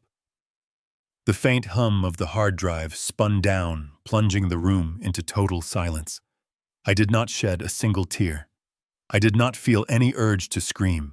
I sat in the heavy silence of the motel room, staring at the closed lid of my secure laptop. The faint hum of the highway traffic outside seemed entirely detached from the suffocating reality inside these four damp walls. I had stopped the recording precisely when the sheer horror of my son's financial forgery was revealed, believing that the absolute bottom of their depravity had been reached. I was wrong. My trained engineering mind, accustomed to following every complex mechanism to its absolute conclusion, demanded that I finish listening to the data. I needed to know the final granular details of their blueprint. I slowly reached out, lifted the laptop screen, and placed the heavy noise-canceling headphones back over my ears. I moved the cursor and clicked play. The digital audio feed instantly transported me back into the center of my former living room. The celebratory atmosphere had settled into a low, comfortable murmur. Ice clinked against the sides of heavy crystal tumblers. Gregory Thorne let out a satisfied sigh, the sound vibrating harshly through the hidden micro-recorder planted just inches beneath him. I listened to the steady rhythm of their breathing, a perfectly synchronized trinity of predators resting after a successful hunt. Then Cynthia's voice cut through the ambient static. Her tone was no longer filled with the giggling excitement of the initial revelation. It had shifted into something sharp, practical, and entirely devoid of human empathy. She was thinking ahead, managing the final loose ends of their grand conspiracy. "Gregory," she began, her words crisp and demanding, "we need to be absolutely certain about the timeline of the fallout. When the private lending institution finally realizes that the monthly payments on that $1 million secondary mortgage are not being made, what exactly is the protocol? What is going to happen to Harrison when the bank officially initiates the foreclosure process on the house?" I held my breath in the damp motel room, waiting for a flicker of hesitation, or perhaps a small trace of lingering guilt from the woman I had spent 40 years providing for. There was absolutely none. Gregory responded with the clinical, detached precision of a surgeon explaining a routine amputation. He took a slow sip of his drink before answering. "The mechanism is completely bulletproof," Cynthia Gregory stated smoothly. "Because Derek utilized his secure digital signature and routed the application through his personal executive terminal, the bank legally views Harrison as the sole autonomous guarantor of the massive loan. When the loan goes into default next month, the bank will immediately seize the property. The ensuing legal fees and the aggressive compound interest will absolutely bury him. He will be held entirely and personally responsible for the monumental remaining balance. He will have his remaining pension garnished, his accounts completely frozen, and the authorities will physically throw him out into the street. He will be entirely destitute." The silence that followed Gregory's brutal assessment was heavy and expectant. I waited for my son to intervene to perhaps suggest a slightly less devastating outcome for his own father. I waited for Cynthia to balk at the sheer unadulterated cruelty of leaving me to die in abject poverty. Instead, the hidden microphone captured the soft, unmistakable sound of Cynthia shifting comfortably against the leather sofa. "Good," she said, her voice dropping to a low, venomous whisper that chilled the marrow in my bones. "Let him rot in whatever miserable slum he manages to crawl into. He spent 40 years chaining me to his pathetic, mediocre existence, forcing me to endure his utter lack of vision. It is only fitting that he spends his final years wallowing in the absolute squalor he always belonged in. Just focus on our future. Gregory, ensure the corporate transition goes smoothly, and most importantly, make absolutely certain that Derek gets his promised vice president title the very moment the private equity firm takes over Apex Dynamics. I have earned my freedom, and my son has earned his seat at the table. Do not let the old man's messy financial ruin distract you from our primary objectives." Derek let out a sharp, genuine bark of laughter. He did not sound conflicted. He did not sound burdened by the monumental betrayal he had just orchestrated against his own blood. He sounded entirely relieved and profoundly greedy. The crystal glasses clinked together once again, ringing out clearly over the audio feed. "You do not need to worry about him dragging this out in court, Mom," Derek said confidently, his voice dripping with condescension. "The old man is incredibly weak. He practically looked like a walking corpse when I saw him at the diner on Friday. He was shaking completely, pathetic, practically begging for pocket change just to rent a filthy studio apartment in the garment district. I give it a few weeks, maybe a month at most, before the extreme stress of the eviction and the massive bank fraud investigation completely breaks him. You know his extensive medical history. You know his blood pressure is already a constant issue. His weak heart will simply give out under the crushing weight of the absolute panic and the sheer financial terror. The problem will entirely solve itself naturally, and it will be completely untraceable back to us. I will personally clear out his remaining cheap personal effects, and we will never have to speak his name or deal with his pathetic presence ever again. Cheers to the new arrangement, Gregory. Cheers to the beautiful future." I listened as the three of them laughed, their voices blending together in a harmonious chorus of absolute malice. They were openly toasting to my impending death. They were casually drinking champagne over the perfectly engineered grave they had meticulously dug for me. I reached out and slowly pressed the spacebar on the keyboard. The audio recording stopped instantly, severing the connection to my former living room and plunging the squalid motel space back into an absolute ringing silence. I pulled the heavy headphones from my ears and placed them gently onto the wooden desk beside the glowing laptop screen. I sat perfectly motionless on the edge of the sagging mattress, staring straight ahead at the peeling yellow wallpaper. I did not shed a single tear. I did not feel the sudden, overwhelming urge to scream or hurl my fists against the decaying walls. The crushing sorrow that had initially weighed down my chest was completely eradicated, burned away by the sheer, unadulterated reality of their combined wickedness. The naive, devoted husband who had spent 40 years trying to provide a stable, loving home was officially dead. The forgiving, proud father who had sacrificed his own professional ambitions to fund his ungrateful son's elite education had perished completely in this dismal room. They had successfully killed Harrison Caldwell, the family man, but they were entirely unaware of the monster they had resurrected in his place. I slowly stood up, my posture perfectly rigid, my mind operating with the cold, lethal precision of a highly advanced tactical machine. The ruthless, deeply calculating corporate predator had fully awakened, and I was going to utterly obliterate their stolen lives without mercy. Exactly 60 days later, the calendar finally aligned with my meticulous calculations.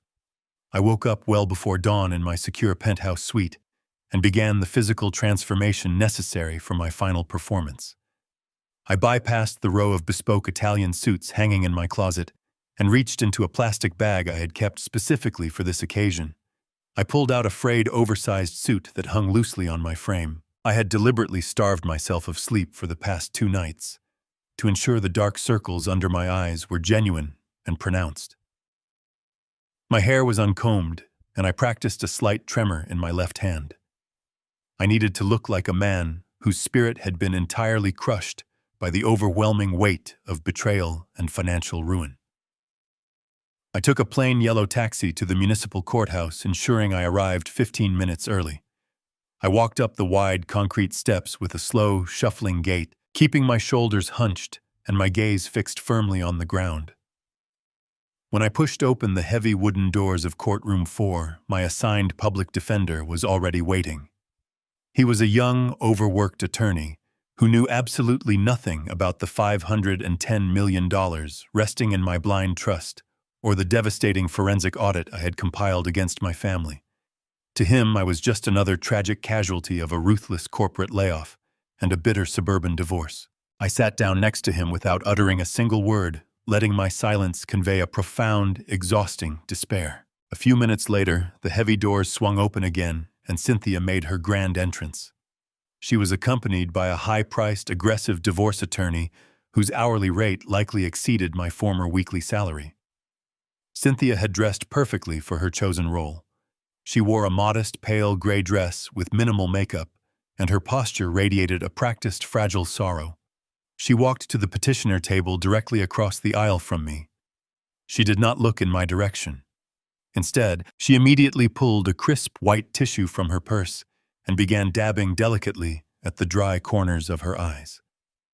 She leaned over and whispered something to her lawyer, projecting the image of an emotionally exhausted woman who had endured decades of neglect and was simply seeking a peaceful escape. The judge entered the room shortly after. He was a stern-looking man with silver hair and a deeply lined face who commanded instant authority. As he took his seat at the elevated bench, he peered over his reading glasses and scanned the room.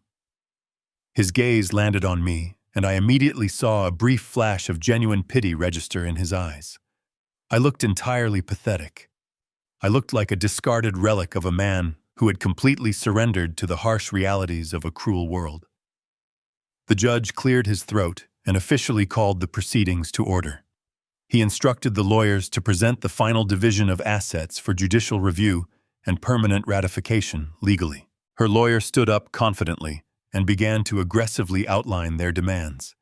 He painted a masterful portrait of a stagnant marriage, claiming that my recent sudden loss of income and my complete lack of future earning potential made it entirely necessary for Cynthia to retain the primary marital residence.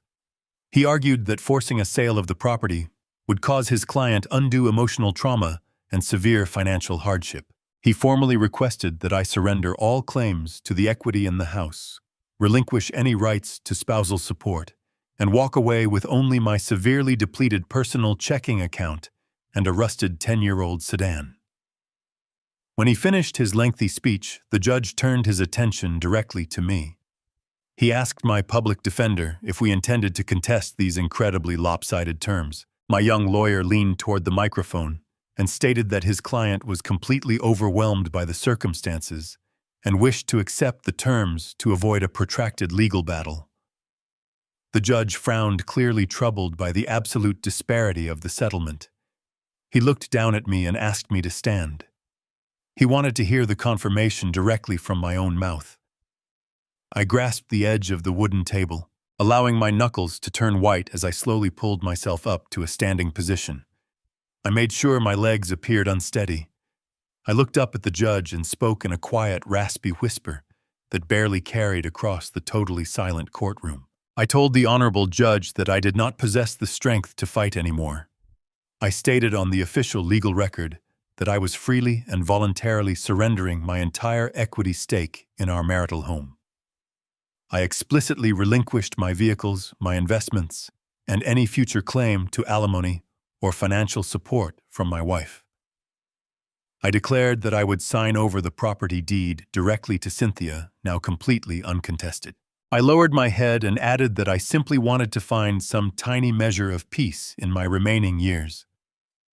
The judge sighed heavily, a sound of profound institutional resignation. He warned me one final time that I was legally agreeing to walk away from a 40-year marriage completely destitute. I simply nodded my head and whispered that I understood the consequences of my actions. Across the aisle, I saw Cynthia cover her mouth with her hands, masking a massive, victorious smile behind her pristine tissue. Her lawyer gave her a brief congratulatory nod. They fully believed they had just executed the perfect legal robbery. The judge struck his heavy wooden gavel against the sounding block, officially finalizing the harsh divorce decree. He ordered the bailiff to distribute the final binding paperwork for our immediate signatures. The bailiff handed a thick stack of documents to Cynthia first. She snatched the expensive pen from her attorney. She signed her name eagerly, her hand gliding swiftly across every single page. She was absolutely radiating a toxic, triumphant energy. She firmly believed she had just secured a free, unencumbered, multi-million-dollar asset. She thought she was walking out of this courthouse as a wealthy, independent woman who had successfully discarded her useless husband. She was completely unaware of the massive financial time bomb ticking away beneath the foundation of her suburban mansion. She had no idea that I knew every detail about the toxic $1 million illicit secondary mortgage that our son Derek had secretly attached to the property. She did not know that Derek had forged my signature to extract that sum to fund Gregory Thorne and his corporate shell accounts. And she did not realize that by eagerly signing this final divorce decree and legally claiming sole ownership of the house, she was officially assuming total legal liability for that massive unpayable debt. I watched her hand the signed documents back to the bailiff with a radiant smile. I then took the cheap plastic pen offered by my public defender. I carefully signed my name on the final line, securing my absolute freedom. The trap was now locked, and Cynthia had eagerly swallowed the poison. I walked out of the massive double doors of the municipal courthouse, leaving the stale, suffocating air of the legal proceedings behind me. The heavy gray sky above the city had finally broken, unleashing a steady, freezing downpour that immediately soaked through the thin shoulders of my oversized frayed suit. To the casual observers rushing past me with their umbrellas and briefcases, I was nothing more than a defeated senior citizen, a tragic casualty of a ruthless legal system who had just lost absolutely everything he had worked his entire life to build. I maintained the carefully calculated illusion of frailty, letting my shoulders slump and my steps drag across the wet concrete. I walked past the line of waiting taxicabs, deliberately ignoring the dry warmth they offered. Instead, I navigated my way toward a rusted, exposed city bus stop situated at the far corner of the busy intersection. The metal bench was slick with cold rain and accumulated city grime, but I sat down anyway, letting the freezing droplets run down my face and soak into my collar. I needed to play my part until the very end. I needed Cynthia and Derek to believe their victory was entirely absolute, that I was utterly destitute, waiting for public transportation in the freezing rain while they celebrated their $1 million triumph. The busy street in front of the courthouse was a chaotic river of honking cabs and rushing delivery trucks, but my ears caught a distinct, powerful mechanical growl cutting through the ambient noise of the heavy traffic. It was the unmistakable, deep-throated roar of a highly tuned premium German combustion engine. I kept my head bowed, staring at the growing puddles pooling around my scuffed, waterlogged shoes, but my peripheral vision tracked the sleek, metallic silhouette cutting aggressively across 3 lanes of traffic. The vehicle abruptly swerved toward the curb, its wide tires slicing through the standing water and sending a freezing wave splashing violently against the side of the bus stop shelter. A pristine charcoal gray Porsche 911 idled exactly 3 feet away from me. The gleaming sports car sat low to the ground, radiating wealth speed and an aggressive, untouchable arrogance. The dark-tinted passenger window slid down with a smooth, silent electronic hum, immediately releasing the warm, heavily perfumed air of the luxurious cabin out into the freezing street. The ambient sounds of the city faded as I looked up from the wet concrete, meeting the gaze of the occupants inside the expensive vehicle. Gregory Thorne sat firmly behind the leather-wrapped steering wheel, his hands resting casually on the controls. He wore a tailored charcoal suit that perfectly matched the exterior of his expensive car, and a sickeningly smug, victorious smile stretched widely across his handsome face.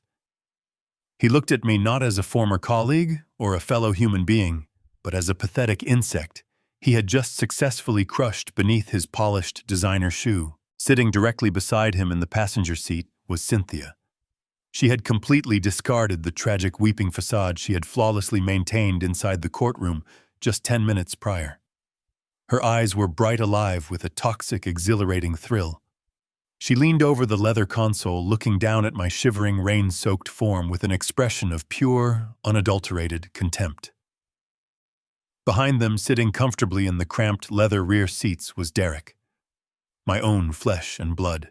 My son leaned forward, pushing his face between Gregory and Cynthia, his features twisted into a cruel, mocking sneer. The three of them burst into a synchronized, echoing chorus of cruel laughter. The sound was sharp, vicious, and entirely devoid of any human empathy. "Look at him," Derek jeered, his voice cutting through the steady rhythm of the falling rain. The great Harrison Caldwell, reduced to waiting for the public bus in a cheap, soggy suit. "I hope you enjoy your new miserable life, old man." Gregory revved the powerful engine, sending a loud, intimidating roar echoing off the surrounding concrete buildings. Cynthia giggled, resting her hand intimately on Gregory's shoulder. "We just thought we would stop by and offer our deepest condolences," she said, her tone dripping with saccharine malice. "It really is a terrible tragedy that you have to start over at your age with absolutely nothing to your name. But do not worry about the house, Harrison. Gregory and I will take exceptionally good care of the master bedroom." Derek laughed louder, clapping Gregory on the shoulder. Gregory reached into the inner pocket of his tailored jacket and pulled out a crisp, brand-new $20 bill.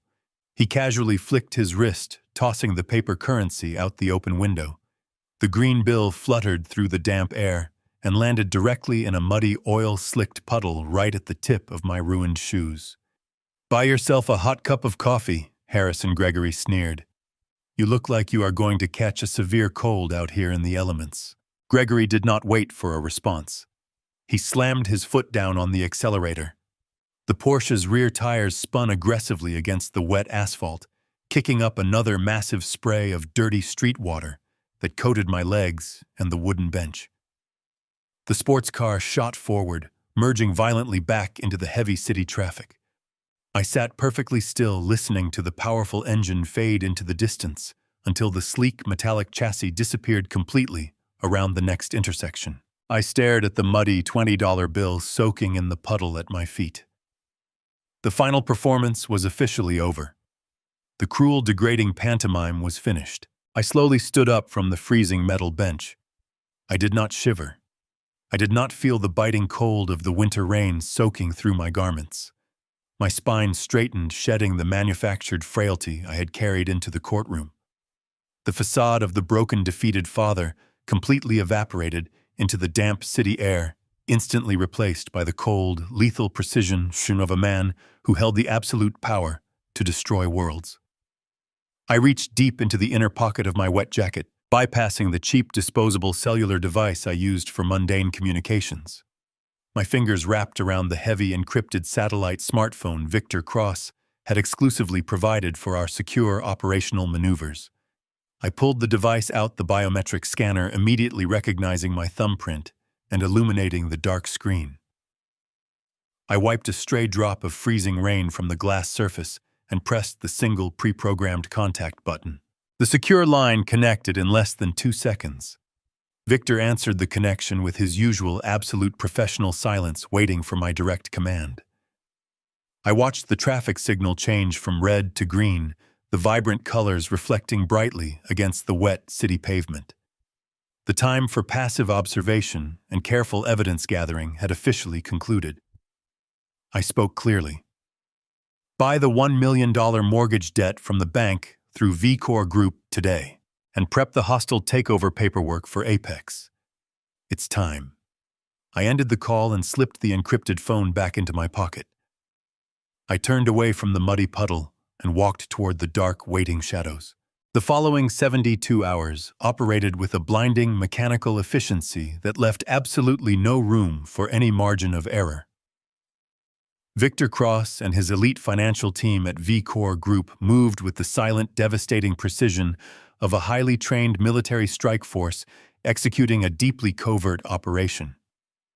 By Tuesday morning, the private lending institution that held the $1 million fraudulent secondary mortgage on my former suburban home received an aggressive, unsolicited buyout offer from one of our shell entities. Victor did not negotiate the standard terms or offer a discounted settlement. He simply offered to purchase the toxic debt outright, absorbing the massive loan portfolio into the vast, untraceable holding accounts of V-Corps Group. The bank executives, entirely unaware of the deep personal vendetta driving the aggressive acquisition, eagerly accepted the massive cash injection to clear their hazardous ledger. They transferred the legal title of the debt in less than 6 hours, finalizing the transaction with complete bureaucratic apathy. I was no longer simply the helpless victim of a massive financial forgery engineered by my treacherous son. Through my secure corporate proxies, I was now the absolute legal owner of the very debt my son had maliciously created to destroy me. I held the absolute power of foreclosure firmly in the palm of my hand. The trap was no longer a theoretical concept discussed in dimly lit rooms. It was a loaded, primed weapon, and I controlled the firing mechanism completely. While Victor managed the complex international wire transfers to execute the hostile takeover of Apex Dynamics behind closed doors, I focused entirely on my own physical resurrection. The pathetic, frayed suit I had worn to the courthouse had served its specific theatrical purpose perfectly. But it was time to finally discard the costume of the defeated, broken victim. On Wednesday afternoon, I walked into an exclusive, highly discreet tailoring establishment located deep within the upscale commercial district. It was a quiet, wood-paneled sanctuary that catered exclusively to the absolute apex of the city elite, a place where immense power was literally woven into the garments. I did not require an appointment. The master tailor, an older gentleman with a sharp, discerning eye, immediately recognized the fundamental shift in my physical posture and the dangerous coldness in my expression. I instructed him to construct a bespoke charcoal gray suit, tailored to absolute uncompromising perfection. I selected a heavy premium worsted wool imported directly from London, a fabric deliberately designed to project an aura of unyielding authority and profound, unmistakable intimidation. For 3 grueling hours, I stood perfectly still before the towering floor-to-ceiling mirrors, while the master tailor meticulously pinned, measured, and adjusted every single millimeter of the dark fabric. The entire process was entirely silent, serving as a solemn ritual of preparation for the impending corporate slaughter. When the final fitting was completely finished, I looked at my reflection in the polished glass. The frail, trembling senior citizen, who had practically begged for mercy in the divorce proceedings, had been entirely eradicated from existence. The man staring back at me was a ruthless, calculating corporate predator, heavily armored in dark wool and fueled by a cold, inextinguishable rage. I paid the tailor a massive premium in untraceable cash for an expedited delivery, ensuring the suit would be pressed and ready by Thursday evening. I returned to my secure luxury penthouse just as the sun began to set over the sprawling financial district. The massive city skyline glittered brightly through the heavy glass windows, completely ignorant of the massive corporate earthquake I was about to unleash upon its most arrogant denizens. The penthouse was entirely silent, providing the perfect acoustic environment for my final meticulous preparations. I walked over to the heavy mahogany desk and sat down heavily in the plush leather executive chair. Resting precisely in the exact center of the polished wood was a thick black leather folder. Victor Cross had personally delivered the final physical dossier less than an hour ago, leaving it as the ultimate testament to our exhaustive investigation. I reached out and slowly opened the heavy leather cover, feeling a profound, chilling sense of calm wash over my entire central nervous system. The complex chessboard was perfectly set.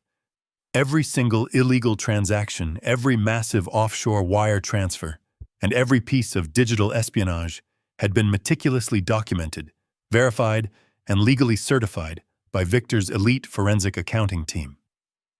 I slowly turned the crisp, heavy pages, reviewing the absolute totality of their collective sins with a terrifying clinical detachment. The first section of the comprehensive dossier contained the undeniable, irrefutable proof of Gregory Thorne's massive corporate embezzlement scheme.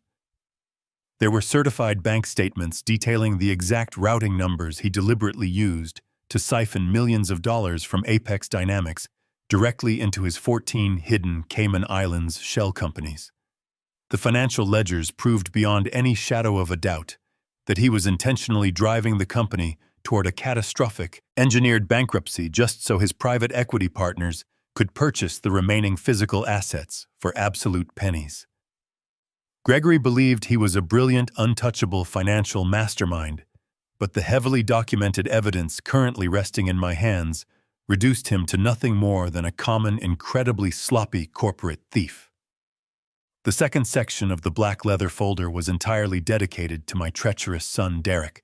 I stared coldly at the high-resolution printouts of the forged digital signatures he had arrogantly used to secure the $1 million illicit secondary mortgage against my property.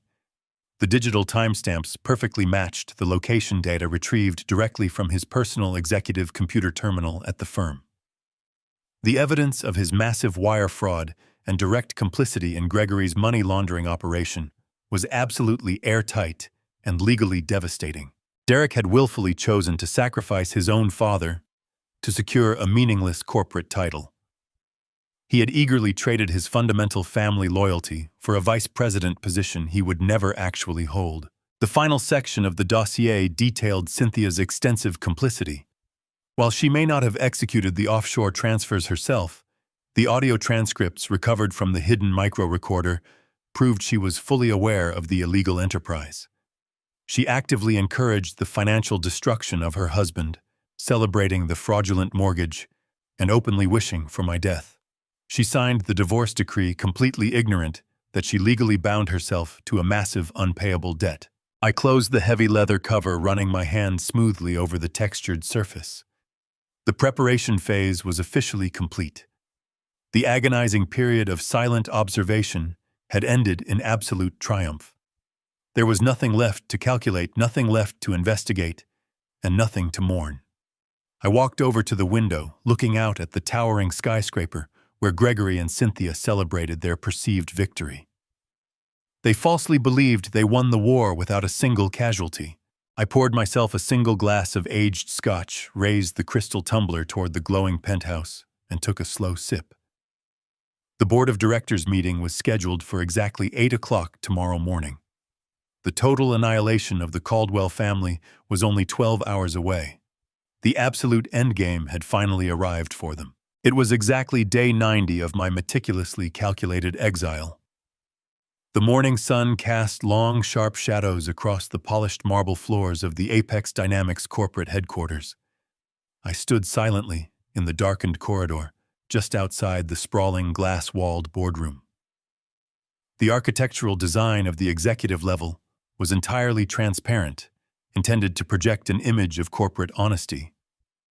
Today, that transparency provided me with a flawless, unobstructed view of the absolute peak of human arrogance.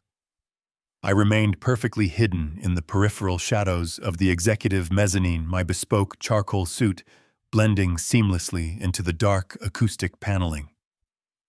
I did not need to hide out of fear. I remained out of sight simply to allow them to fully savor their final moments of stolen glory.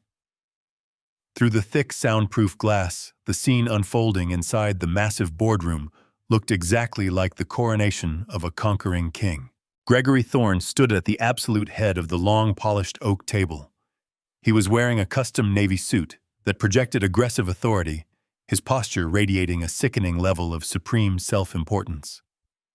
The remaining members of the board of directors were seated around the table, their expressions a mixture of nervous apprehension and defeated resignation. Gregory had spent the last 3 months masterfully terrorizing them with fabricated financial reports and engineered stock plunges. He had successfully convinced these seasoned executives that the company was on the absolute brink of total financial collapse, and that he alone possessed the brilliant strategic vision required to save them from complete ruin. Seated in the elevated VIP gallery overlooking the corporate table like a queen presiding over her loyal subjects was Cynthia. My former wife had completely discarded any lingering pretense of the grieving, spiritually exhausted woman she had played in the municipal courthouse. She was radiating a toxic, triumphant energy that practically vibrated through the reinforced glass. She was wearing a stunning, tailored crimson dress that deliberately commanded the attention of the entire room. But what truly captured my cold, analytical focus was the jewelry. A heavy, intricate necklace of flawless diamonds rested against her collarbone, perfectly matching the thick diamond bracelets sparkling on both of her wrists. I knew the exact origin of those exquisite stones. They were not purchased with her personal savings or Gregory's legitimate corporate salary. Those diamonds were financed directly by the illicit Cayman Islands shell accounts. She was literally wearing the physical manifestation of my stolen equity and the embezzled corporate funds, openly flaunting the spoils of their grand conspiracy for the entire executive board to witness. Gregory tapped a silver pen against the heavy wooden table, instantly commanding the total silence of the expansive room. I pressed a small, encrypted earpiece deeper into my right ear. Victor Cross had seamlessly hacked the internal audio feed of the boardroom the night before, allowing me to hear every single syllable spoken inside the glass chamber with crystal-clear precision. Gregory began his address with a low, measured tone, expertly playing the role of the reluctant but necessary savior. "We are facing an unprecedented period of severe financial turbulence," Gregory announced to the silent room. "Over the past several months, we have all witnessed the unfortunate but undeniable decline of our internal revenue streams. The previous leadership allowed a culture of stagnation and systemic inefficiency to deeply infect the core manufacturing departments of this great company." He paused, letting his words sink in, subtly twisting the knife into my legacy without ever speaking my name. I watched Cynthia smile proudly from the gallery, completely intoxicated by the smooth, confident rhythm of her lover's lies. Gregory placed his hands firmly on the table and leaned forward, projecting absolute dominance. "However, I am not a man who surrenders to adversity." Gregory continued, his voice rising with theatrical passion. "I have personally secured an exclusive, highly aggressive capital injection from a private equity consortium. This financial maneuver will completely stabilize our current market position, but it requires immediate, decisive, and permanent restructuring. Effective immediately by the emergency powers granted to me during this fiscal crisis, I am officially declaring myself the permanent Chief Executive Officer of Apex Dynamics." A low murmur rippled through the seated board members, but no one dared to raise a voice in protest. Gregory had completely paralyzed them with the sheer terror of bankruptcy. They were entirely willing to hand him the keys to the kingdom, just to save their own diminishing stock portfolios. "But a king requires loyal generals," Gregory stated, a smug, incredibly arrogant smirk spreading across his face. He turned his attention toward the heavy mahogany doors at the far end of the boardroom. "We need young, aggressive, and highly adaptable leadership to navigate the complex challenges ahead of us. We need financial architects who are not afraid to make the hard, necessary choices to trim the dead weight from our corporate structure. I have identified the exact individual who possesses the ruthless ingenuity required for this new era." Gregory extended his hand toward the entrance. "I am officially appointing Derek Caldwell to the position of Executive Vice President of Global Financial Operations." The doors opened, and my son walked into the sprawling, sunlit boardroom. Derek was wearing an expensive, tailored gray suit that perfectly mirrored Gregory's aggressive corporate style. He walked with a swift, highly confident stride, his chin held high completely, basking in the admiring gaze of his mother. Cynthia actually raised her hands and clapped softly from the VIP gallery, her diamond bracelets catching the bright morning light and sending small fractured rainbows dancing across the glass walls. Derek took his place standing directly beside Gregory at the head of the massive table. He looked out at the seated board members with an expression of pure, unadulterated superiority. He truly believed he had earned this powerful position through his own brilliant intellect. He had completely convinced himself that forging his father's signature, stealing $1 million, and laundering illicit funds for a corporate predator was a masterful display of high-level executive maneuvering. "Thank you," Gregory Derrick said smoothly, his voice echoing clearly through my secure earpiece. "It is a profound honor to step into this critical role. I have spent my entire life watching the old, outdated methods fail. I am fully committed to implementing a modern, ruthlessly efficient financial strategy that will maximize our shareholder value and completely eradicate the pathetic, stagnant mentality of the past." He was openly mocking me. He was standing in the very company I had built from the ground up, with my own sweat and engineering brilliance, utilizing his inaugural speech to insult my legacy. I watched Gregory place a supportive, fatherly hand on Derrick's shoulder, completing the sickening portrait of their unified, toxic family. They were standing at the absolute summit of their engineered mountain, completely intoxicated by their stolen wealth, their illicit power, and their perceived total invincibility. I stood perfectly still in the shadows, letting the absolute reality of their impending doom wash over my mind. They had absolutely no idea what was waiting for them. It was finally time to step out of the shadows and shatter their grand illusion forever. I stepped out from the concealing shadows of the mezzanine and walked deliberately toward the heavy oak boardroom doors. The plush carpeting absorbed the sound of my footsteps, allowing me to approach the glass-walled chamber with absolute, undetected silence. Victor Cross was already waiting in the main corridor, standing perfectly still, with a thick leather ledger tucked securely under his left arm. Flanking him on either side were two federal agents. They were dressed in immaculate dark suits, their federal badges clipped prominently to their belts, projecting an aura of absolute uncompromising legal authority. We did not need to exchange a single word. The meticulous preparation phase was over, and the execution phase was now active. I reached out, placing both of my hands flat against the polished brass handles of the massive boardroom doors. I pushed them open with a forceful, synchronized motion. The heavy oak swung inward, slamming against the interior acoustic stops with a loud resounding thud that echoed like a gunshot through the sprawling sunlit room. The sudden violent noise instantly shattered the celebratory atmosphere. The sycophantic applause that had been rippling through the executive board died in an immediate, suffocating silence. Every single head in the room snapped toward the entrance. I stepped across the threshold, letting the heavy doors close slowly behind me. The bespoke charcoal gray suit draped perfectly over my frame, acting as a suit of modern corporate armor. I walked with a slow, measured, and entirely unyielding stride. I did not look like the broken, defeated senior citizen who had surrendered his suburban home in a damp municipal courthouse. I exuded the cold, absolute authority of a man who possessed the power to dismantle their entire world. Victor Cross stepped into the room directly behind me, matching my deliberate pace. The two armed federal agents followed closely, taking up secure positions on either side of the entrance, physically blocking the only exit from the glass-walled chamber. The sheer level of shock radiating from the front of the room was almost tangible. Gregory Thorne stopped mid-sentence.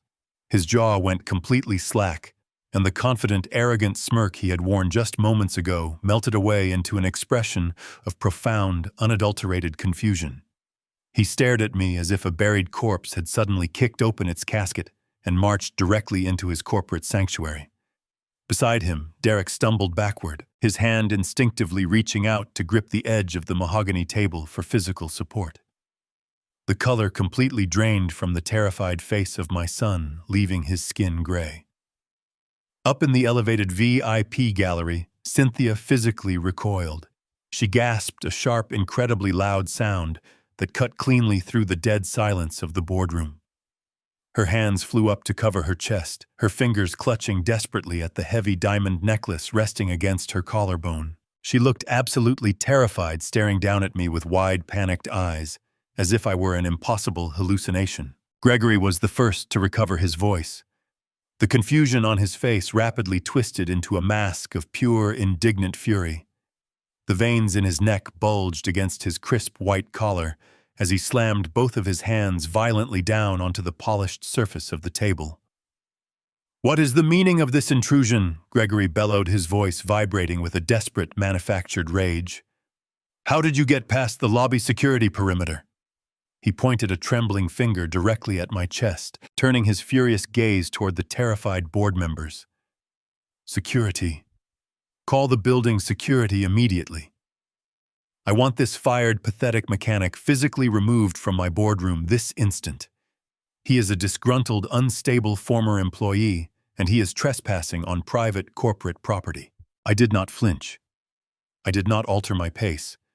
I simply continued walking until I reached the direct center of the long oak table, stopping exactly 5 feet away from where Gregory and Derek were standing. I looked at Gregory with a calm, freezing detachment, refusing to grant his frantic outburst the dignity of a verbal response.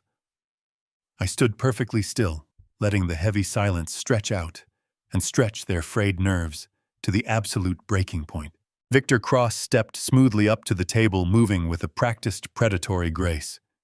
He did not raise his voice, but his tone carried a lethal, slicing authority that commanded the absolute attention of every single individual in the room.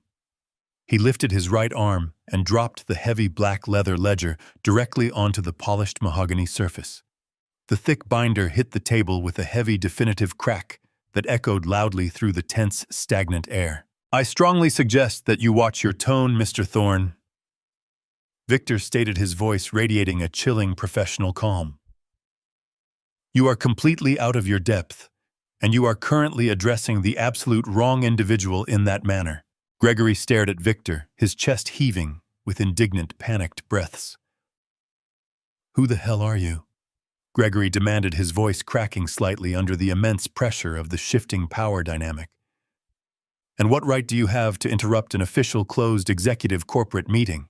Victor offered a slow, incredibly dangerous smile. "I am Victor Cross, the Chief Legal and Financial Counsel for VCor Group," Victor explained smoothly, gesturing toward the heavy black ledger resting on the table. "And the man standing beside me is not a disgruntled former employee. You are currently addressing the new chairman of the board and the absolute 60% majority shareholder of Apex Dynamics." The words hung in the air, incredibly heavy and absolutely devastating. A collective gasp swept through the seated board of directors. The seasoned executives shifted in their leather chairs, casting terrified, confused glances between Gregory, Victor, and myself. They were witnessing a hostile corporate takeover executed with surgical, unprecedented violence. "That is an absolute, complete impossibility," Gregory stammered, his voice dropping to a weak, breathless whisper. His arrogant, commanding posture completely collapsed.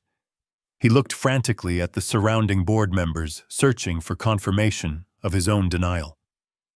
"I possess the majority proxy. I have the secured backing of the private equity consortium.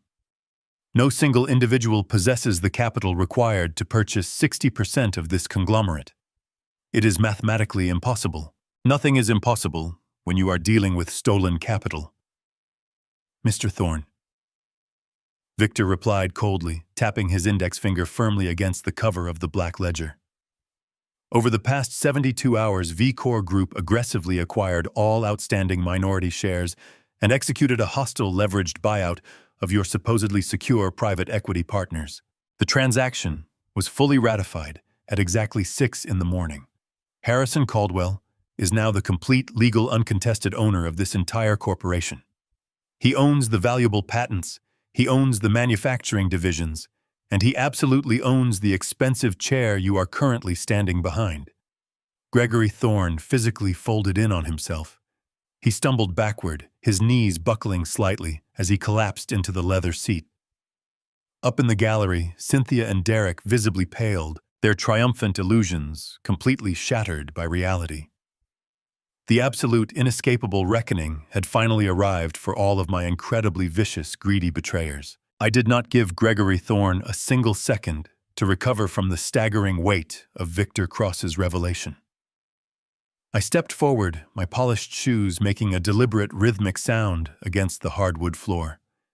I reached out and placed my hand flat against the heavy black leather ledger resting on the mahogany table. With a sharp, forceful push, I slid the comprehensive forensic audit directly across the polished surface.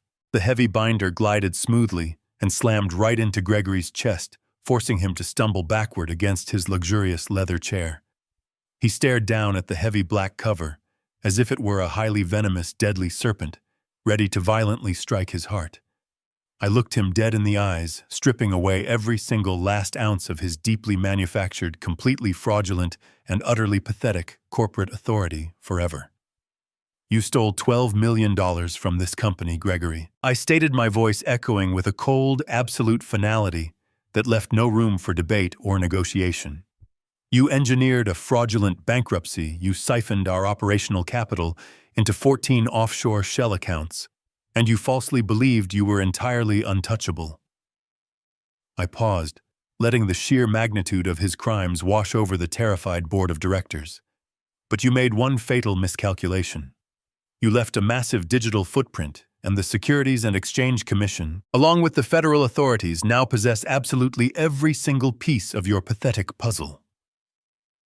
Gregory opened his mouth to mount a defense, to spin another masterful web of corporate lies, but the words completely died in his throat. He looked at the two federal agents standing near the doorway. The highly trained federal agents did not hesitate for a second. They stepped forward in perfect unison, their expressions carved from solid stone. They bypassed the stunned executives and flanked Gregory on both sides. The lead agent forcefully grabbed Gregory's tailored shoulder, spinning him around and slamming him face first against the reinforced glass wall of the boardroom. The sharp metallic click of heavy steel handcuffs echoing through the silent room was the most beautiful sound I had ever heard in my entire life. Gregory Thorne, the arrogant predator who had gleefully destroyed my family and attempted to steal my legacy, was reduced to a whimpering, utterly humiliated criminal paraded in chains before his entire board of directors. With the false king physically bound and neutralized, I slowly turned my attention to the pathetic prince standing frozen at the head of the table. Derek was trembling violently. The arrogant, triumphant sneer he had worn just minutes ago had completely dissolved into a mask of pure, unadulterated terror. He looked at the federal agents, then down at the handcuffed Gregory, and finally his panicked eyes locked onto mine. He took a clumsy, incredibly desperate step backward, his ridiculously expensive designer shoes slipping slightly on the highly polished, pristine white marble floor. "Dad." "Please," Derek stammered, his voice cracking into a high-pitched, pathetic whine. "You have to listen to me." I did not know what he was doing. Gregory manipulated me. He told me it was just standard corporate restructuring. "You have to believe me, Dad." I looked directly at my own treacherous flesh and blood with a dark expression of profound, completely freezing, and absolute emptiness. I felt absolutely no paternal warmth, no lingering sympathy, and no desire to offer even a shred of mercy.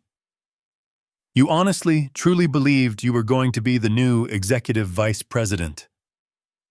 Derek Waffard asked him smoothly, my tone dripping with a heavy, deeply cutting disdain.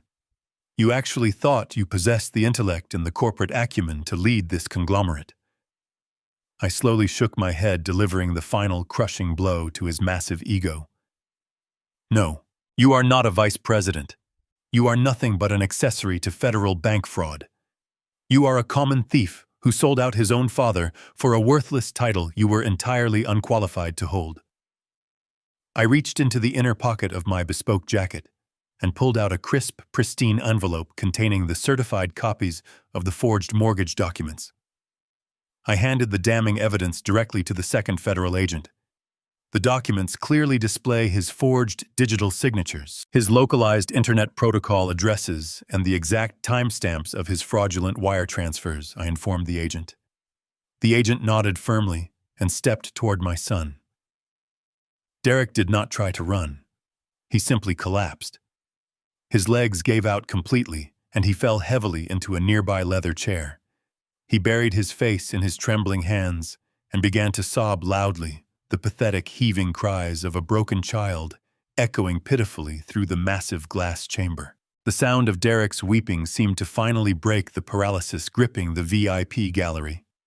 The heavy glass door at the top of the stairs burst open, and Cynthia came rushing down into the boardroom. She was moving with a frantic, uncoordinated desperation, the heavy diamond necklace bouncing wildly against her chest. Her perfectly manicured facade was completely shattered. She pushed past the stunned board members and ran directly toward me, her face streaked with tears and twisted into a mask of absolute panic. She reached out with shaking, trembling hands, desperately trying to physically grab my arm, trying to utilize the physical affection that had once bound me to her. "Harrison, please!" Cynthia cried out, her voice a shrill, hysterical shriek that grated against my ears. "You have to stop this. I am so sorry. I was completely manipulated. Gregory brainwashed me. He told me you were going to ruin us financially. We can fix this, Harrison. We can start over. We still have our home. We still have the house in the suburbs." I looked down at her grasping hands and took a deliberate, measured step backward, refusing to let her toxic touch soil my clothing. I looked at her weeping, desperate face and I smiled. It was a freezing, dead smile utterly devoid of any human warmth or forgiveness. "You mean the massive, sprawling suburban house that Derek illegally mortgaged for $1 million?" I asked softly, my voice laced with a lethal, quiet intensity. "The house you so eagerly fought to claim sole ownership of during our uncontested divorce proceedings." Cynthia froze, her tear-filled eyes widening as the terrifying realization began to dawn on her. V-Core Group bought that massive toxic debt yesterday afternoon. "Cynthia," I explained, delivering the final lethal strike with surgical precision. "And because your beloved son completely drained those accounts to fund Gregory's offshore empire, you are currently in massive unrecoverable default." I leaned in, slightly lowering my voice so only she and her sobbing son could hear the absolute finality of their destruction.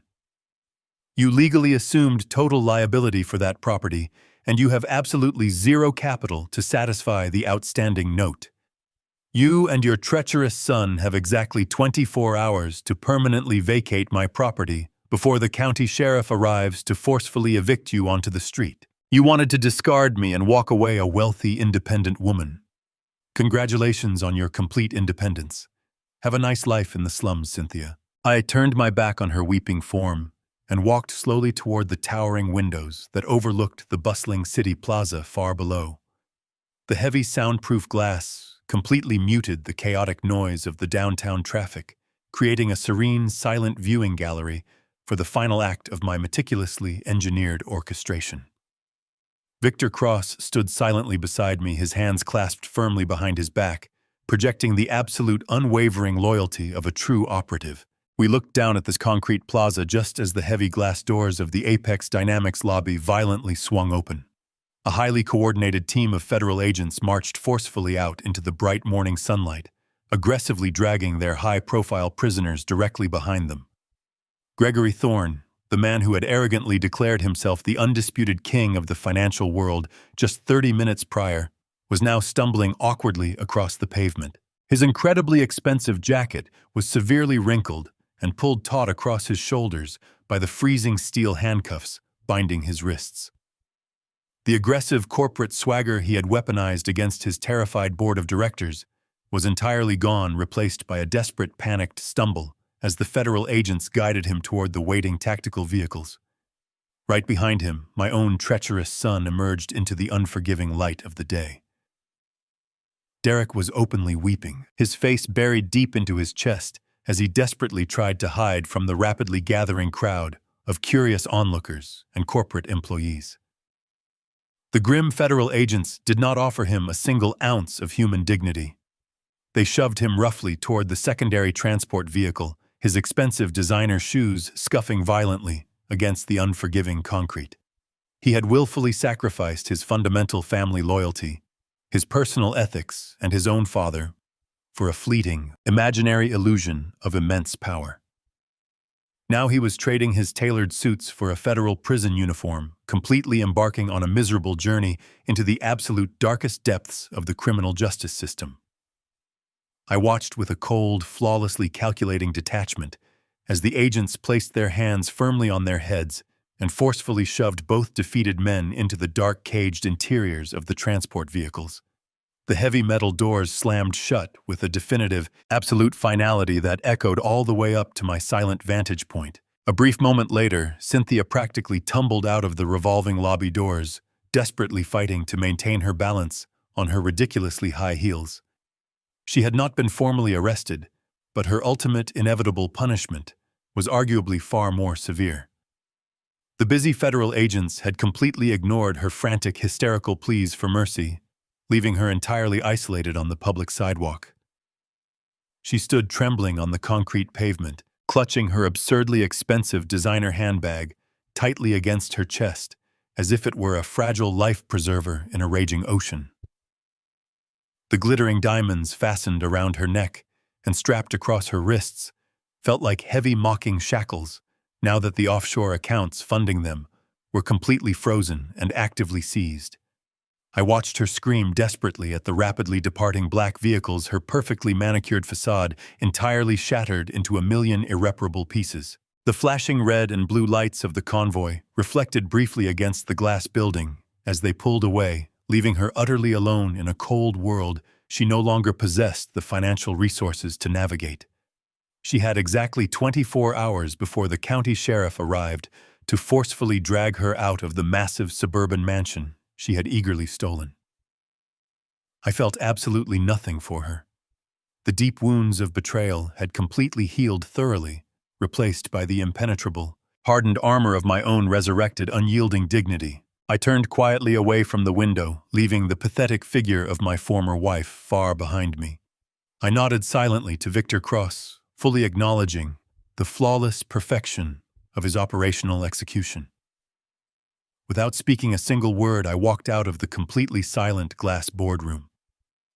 The remaining corporate executives parted, instantly clearing my path without hesitation, their eyes wide with a profound, terrified reverence for the man who now held their professional destinies firmly in the palm of his hand. I did not acknowledge their presence. I walked slowly down the long, immaculately carpeted corridor, confidently stepping into the private executive elevator and pressing the glowing silver button for the main ground floor. The smooth descent was completely silent, isolating, and profoundly liberating. When the heavy elevator doors finally slid open, I walked purposefully across the polished marble lobby and pushed directly through the main exit doors. The crisp, exceptionally cool morning air hit my face, carrying the vibrant electric energy of the rapidly waking city. A pristine midnight black Maybach was parked exactly at the curb, its massive engine idling with a deep, incredibly comforting purr. A uniformed driver immediately stepped out onto the sidewalk, seamlessly opening the rear passenger door with a highly respectful, crisp bow. I slid smoothly into the luxurious leather interior, letting the thick, armored doors close firmly and completely seal out the chaotic, meaningless noise of the outside world. I settled back into the plush seat and looked calmly out the dark, tinted window.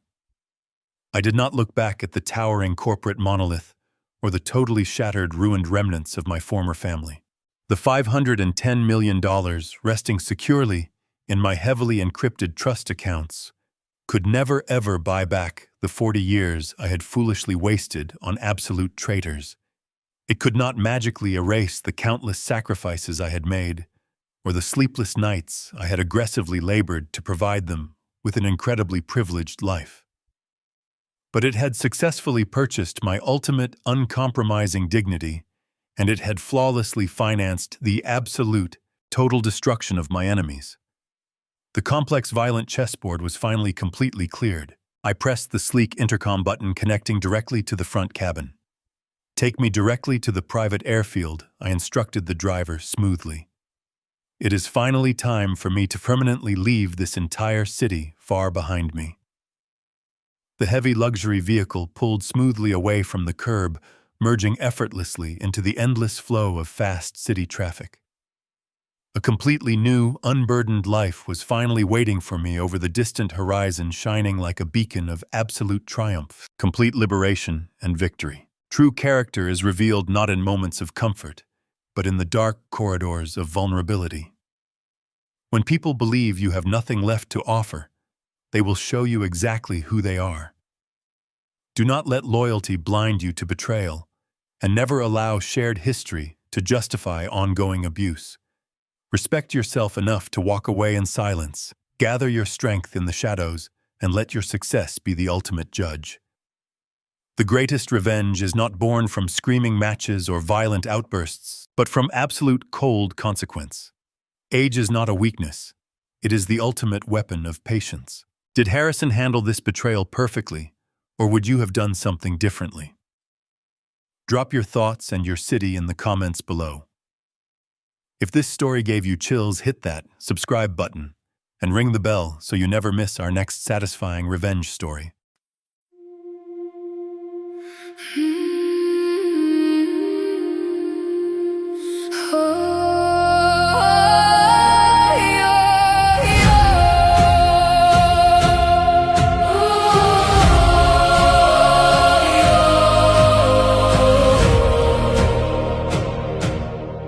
I used to ride upon your shoulders, thinking you could touch the sky.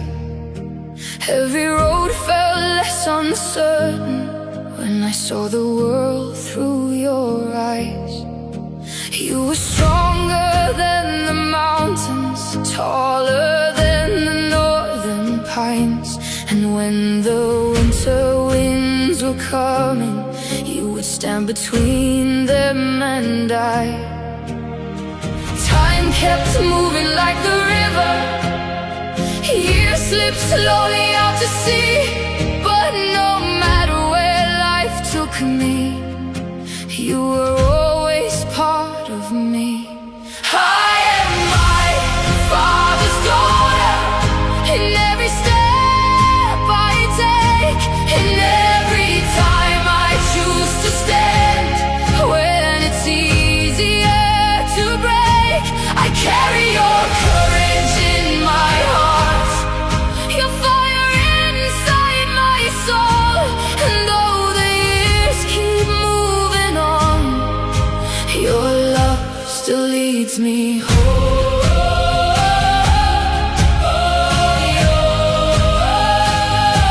You taught me strength is not in power, but in kindness when it's hard. You taught me how to keep on going when the road grows cold and dark. Every lesson, every story, every laugh around the flame lies within me like an echo, calling softly through my name. And when I face my greatest battles, when I feel I can't go on, I can hear your voice beside me saying, child, you're stronger than you know.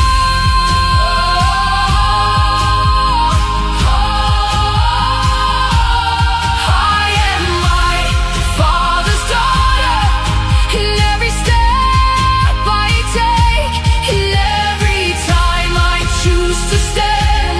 When it's easier to break, I carry your courage in my heart, your fire inside my soul. And though the years keep moving on, your love still leads me home.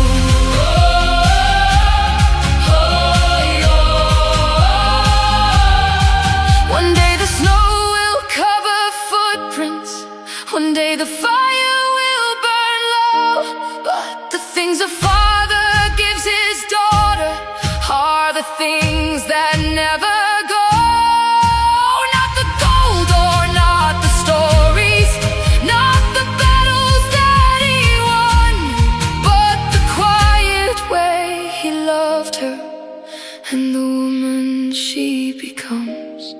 I am father's daughter, and I always will remain through every trial.